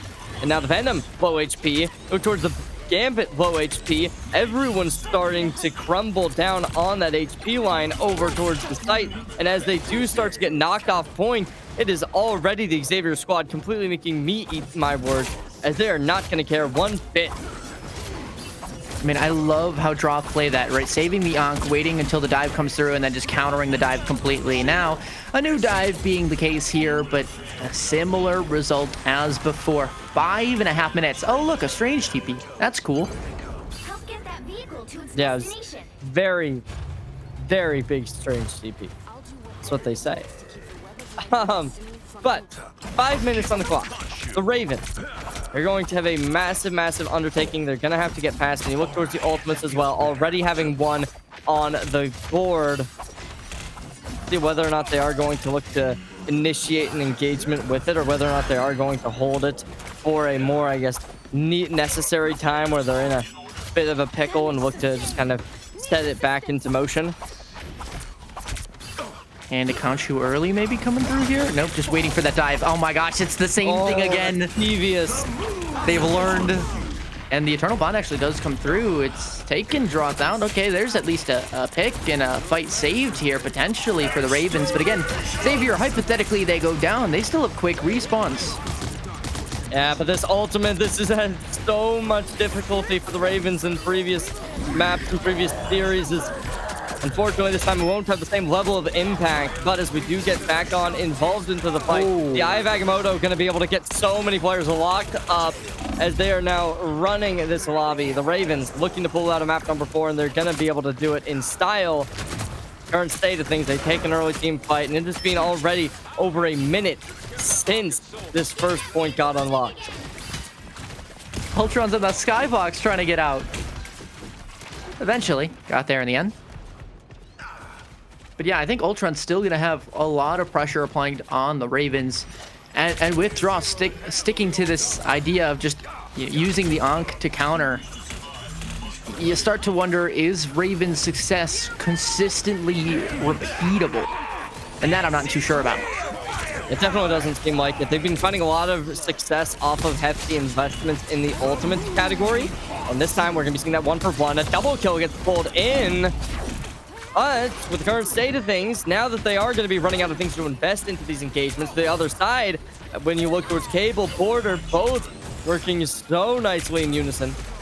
Doing a bit of damage, understanding a couple of these picks can be possibly capitalized upon, but unfortunately nothing yet. Dino goes down, low HP on a few of their teammates. However, look towards Border, ultimate in hand. If they can get some good damage, they will be able to get some good damage. Everyone's starting to group up together, but unfortunately the mobility just not there. Barely able to find the impact with the ultimate to start lowering some HP lines. Cable IG in a bit of a precarious spot, going to go down off of everyone, just exhausting so many bullets into them, and that lead going to be the killing blow. Now another 1v1 does come out to get 2 picks for either team. Now Gamerboy72 gonna look to try and hold this one alive. The damage being dealt to them, though, barely able to get back up and healthy before some damage gets done. And alrighty, another pause, Ari. All right, well, how are we doing? We're back here. Yeah, good showing so far. I mean, we've talked about the success, and it seemingly is repeatable given how quick these ults are being farmed up and the lack of kind of consistent damage towards certain targets that is being applied from Xavier Knights. But again, it's one of those things where you just don't quite know until you see the final result. I almost don't want to say anything predictive and just kind of let things fall as they do. You know, I'm with you, because I feel like whenever we predict something, it does tend to turn the opposite direction. So what should we talk about, Ari? Because I feel like there's a lot of things we can talk about. But something that we haven't addressed yet? I like our producer's idea. What's your favorite Marvel movie? Ooh. God, there's so many. Do you have yours? Can you think quicker than I can? Mine, I have one that is definitely near and dear to my heart. And that is going to be the Captain America, what's it called? Civil War. I have not seen it in a very long time, but the third and second Captain America movies especially are some of my favorite just movies in general. Ooh, our producer says Guardians of the Galaxy Volume 1. That's a banger. That is definitely the best of the Guardians of the Galaxy movies, except for maybe the third. I did enjoy the I haven't third seen the one. third still, I don't think. I got to see it in theaters. I was happy with it. I was not in love with it. One of the main things that I do love about Guardians of the Galaxy, though, is the soundtrack. I'll save my answer for the next tech pause because I'm sure we'll somehow find ourselves in one. Alrighty, absolutely. Yeah, what is it that like out of breaks, the teams will just completely swap sides, it feels like. Yeah, Xavier were on the back foot, and now they're here. Yeah, it's crazy. It's crazy. I mean, you'd imagine a little bit of it does come down to the momentum, right? Where it's like it just instantaneously pauses right in the middle of a team fight. So now it's like you're able to just come back and, you know, you maybe even get a bit of time to sit with the rest of the team. All right, as soon as we get back into the lobby, everyone target this one person or something of that caliber. Who knows? I don't know if they're allowed to talk to each other or what is happening, but there's going to be a couple ultimates brought in from either side. We see a bit of a 1-for-0, maybe a 3-for-0. As the entirety of the Knights are going to be crumbling now, and they're forced back into spawn. Okay. All right. I mean, again, the Ravens seem to just kind of be winning. And I don't entirely know how they're winning. They just dump ults, and it works every time. I mean, Ectogoat seems to have an eternal bond every fight, which is certainly helpful. I mean, that ult just keeps on farming up and is not at all punished. I think Droth might need to draw extra attention to maybe the Cloak and Dagger player because of that, something like that. But this Hand of Khonshu, it needs to hit. The past 3 have struggled to find a final blow, and they need to get that unlocked. So now starting to engage, starting to capitalize.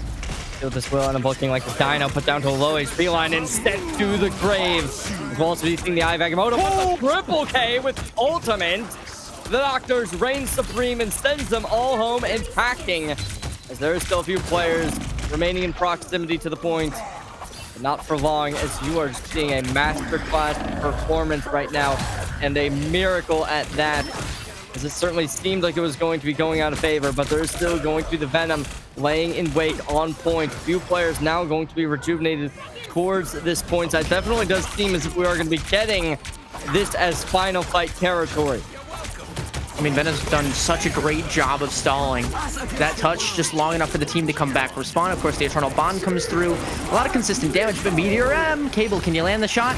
Got blocked by someone. But Hand of Khonshu comes through this time from the Ravens, and it's good for 1. Make that the second, though, popped out from Droth again. A series where you just don't know who has that upper hand, but 5 players alive for Xavier still, and eventually the numbers dwindling for the Ravens. Just this Venom yet again. Can they do the magical stall once more? Well, there's a vision. There's some hope.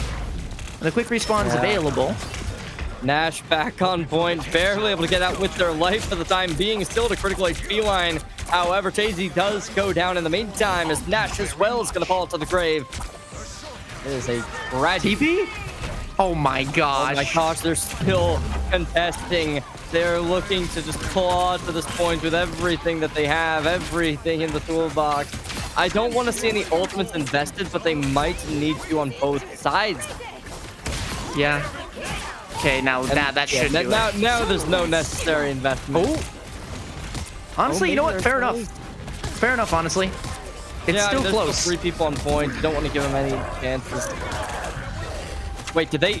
Oh, Venom ult? I don't like that Venom ult. I do not like that Venom ult. Well, let's keep them in it still. Yeah, I mean, they're still here, but... Oh my gosh, Eye of Agamotto, oh no way. The triple Eye of Agamotto. That could maybe even give them a workaround into this game, but it might not be enough. And they're still in Finally. ultimates.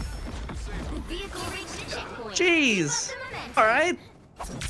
Someone wants to play more Marvel Rivals, I guess. Huh. Well, there was a hefty investment from either side. However, I think you can definitely say that Xavier was much more unscathed in terms of the ultimate economy coming into future fights. And along with that, with a minute remaining on the clock, we will see whether or not Game 4 will be here. Obviously, there's a minute for the Ravens to try and clench into this game to hold this one out. I mean, it was about even, honestly, and it still remains about even. The only problem is if Ravens use their ults early here, they may not have anything to respond with in the end. This is going to be a quick fight, assuming those picks come in rapid succession. There's the res, and that frontline pressure is available, but that's it past that. Yeah. So you're looking at the CYA versus 3 ults on the Xavier side. Of course, that Resurgence as well needs to come through. Raging Royal Flush, there we go. Launch forward, let's see what happens, and they're all shredded to 1 HP, but nobody goes down just quite yet. CYA popped on up, though. Shields galore. Tanks still hanging around this cart, and honestly, that should have been a lot more potent than it was. Yeah, this was a very prolonged fight, so this is actually very ideal for the Ravens that they did not allow the swift end to the team fight, but they're still going to be looking to contest with even more ultimates being put in. But as the Eye of Agamotto gets shut down before it can even get started, we're still seeing the Venom looking to invest into this engagement, not able to make anything happen just yet, and now we are going to be in final fight territory for this point for sure, as they are on overtime with... Oh man, let's see. I mean, you got 2 ults on one side, 0 on the other. We're really looking at Chazy to make something happen. Yeah, gonna be tough. Certainly. I just don't see 9. Just don't see 9. That's all I ask. CYA pops up early. With that on, that's going to give them a bit of a buff to try and get something done, increase the firepower, at least to a certain extent. But as X the GOAT already goes down, you're put into a 5v6 to start off the fight. There we go, making it a little bit closer. Ults to convert, looking to try and challenge this for that third and fourth round, the first overtime of the day. As now we are going to be getting Doctor sent down. That's such an instrumental player to already get picked off. That really does become such a burden for the rest of the team. And as the res now there, it's ebbing down. There's still the Eye of Agamotto that needs to be massive in this scenario, but it is going to be a little bit lackluster. It does seem like with everyone now following the kill feed, only blue in sight, we're going the distance. Just don't see 9. Don't see 9. Okay, there we go. Wow. All right, both teams should get a minute, right? Yep, there we go. All right. Element of surprise removed from the Ravens side, though, right? Chances are they're going to stick with the similar comp, the Venom, things like that. What do Xavier want to do in order to defend against this? Because it should be a repeat of the swap sides, given that both teams had the same amount of time left. I don't know. I'm looking at Droth to maybe be the saving grace. I'm still just shocked that we're even here. This went from being a... Started from the tech pause, now we here. We literally were in a situation where it was a basically guaranteed victory. So now, because of a keyboard issue, we are all the way at 3-3 with a minute on the clock. Started from the tech pause, now we here. Crazy. Imagine who was like, you know, I gotta imagine there was somebody who's like, no, we gotta get this game done with. We can't, you know, we can't just like completely restart the map. Well, remember there was also a potential start at 12:45 for an Overwatch series that I was supposed to work, which was 30 minutes ago. Yeah. So here we are. Things have turned. Of course, the schedule will have to be updated a little bit. We'll get those updates to you right now, but the focus is this series. It's still going on. Xavier need to hold strong. TP not going to be used for first fight, which means they will keep it until the next one. Ain't no way we have a draw, right? That would be pretty funny, I cannot lie. Go to a game 4 real quick. Maybe see a 6-map series somehow, some way. Already, though, brought to 30 seconds, and they're going to make a full rotation around the opposite side, which I don't love that they're still looking to fight this despite being in a 5v6, but they pull a lot of faces away from the main checkpoint and choke point, and now already everyone is getting into such a brawl fashion. Still does stay even, not for long, as Chasey now down. There's the res, keeping themselves in fashion. But as that player who came back after dying early instantly gets called out. Great communication to have 2 players starting to isolate them, by the way. And now it is just going to be the Ravens down for the count. Nobody remaining. They have 3 people remaining against 6. Definitely not an ideal fight. Would have to go absolutely nuclear to keep this game alive. I mean, honestly, they're holding on. Like, there's 4 players here. This could very well still be doable, but these supports need to go. Double Onk setup, by the way, up on this high ground, but neither one of the supports still removed yet. Ain't no way. The TP is going to come in soon as well if that Strange does go down. That's a Scarlet Witch, Eternal Bond as well. No ults on top, but there's the White Fox. That's going to be popped into the mix. Everyone has a lot of HP. Eye of Agamotto might be the key, but no, there's an Emma Frost shield in there. That is going to be completely negated. And instead, the Raging Royal Flush on top of the Emma Frost. The charms come through. Where's the punish, though, on the CYA? Also here, is that an Eternal Bond from Border? Yes, it is. Players eventually going to fall, but it is by the hand of Khonshu. Reality Erasure, the last hope, and that's gone too. Just the Venom to hold on for dear life. Does have the extra HP back up. Your Strange TP should be back in a moment, but maybe a moment too long. You see the Rocket Raccoon sneaking their way forward, but no touch in sight. Xavier, well, they're in a situation again where they cannot lose, but they certainly can draw. Yeah, it was definitely a difficult spot, to say the least. And we kind of saw a little bit of a glimpse of hope from the Ravens as they were expending a lot of ultimates on the point. But as we saw, Xavier just able to weather the storm and then drop their own in. There just was not enough utility remaining to be able to just kind of pounce that out. And so overall, it looked close to a time for a time being, but it was just kind of in that overtime. As soon as that first pick got seen, it really does start to set a tone for how that was going to play out. And they didn't let that player get back into the fight at all, because as soon as they respawned as well, it was just two players starting to match them in that main choke point and just ending their life before they could even get any real value out of it. So something tells me that for some reason, maybe Xavier High School had a keyboard issue this time, and they're going to need to reset the entirety of the map. No, surely that's not the case.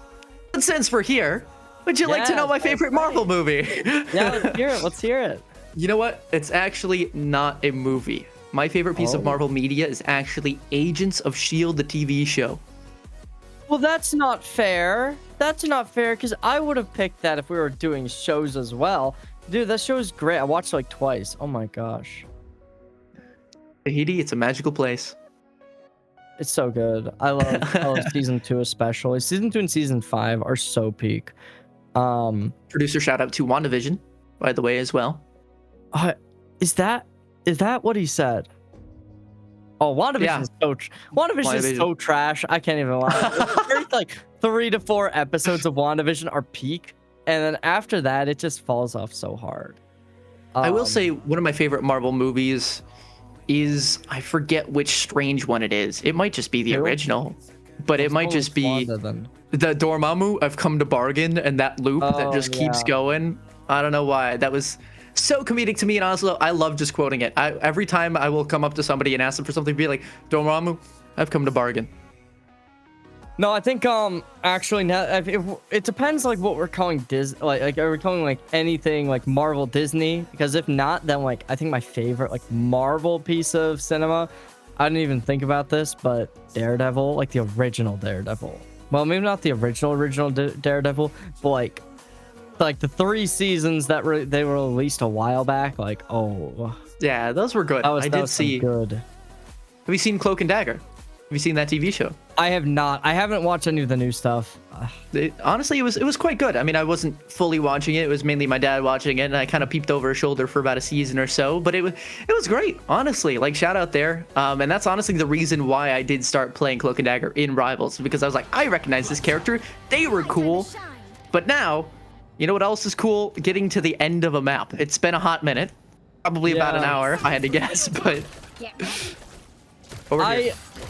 I think the most recent Marvel media that I watched, like in its entirety, was the Moon Knight series, which I was a big fan of. I very much enjoyed that. Oh, actually, it's not true.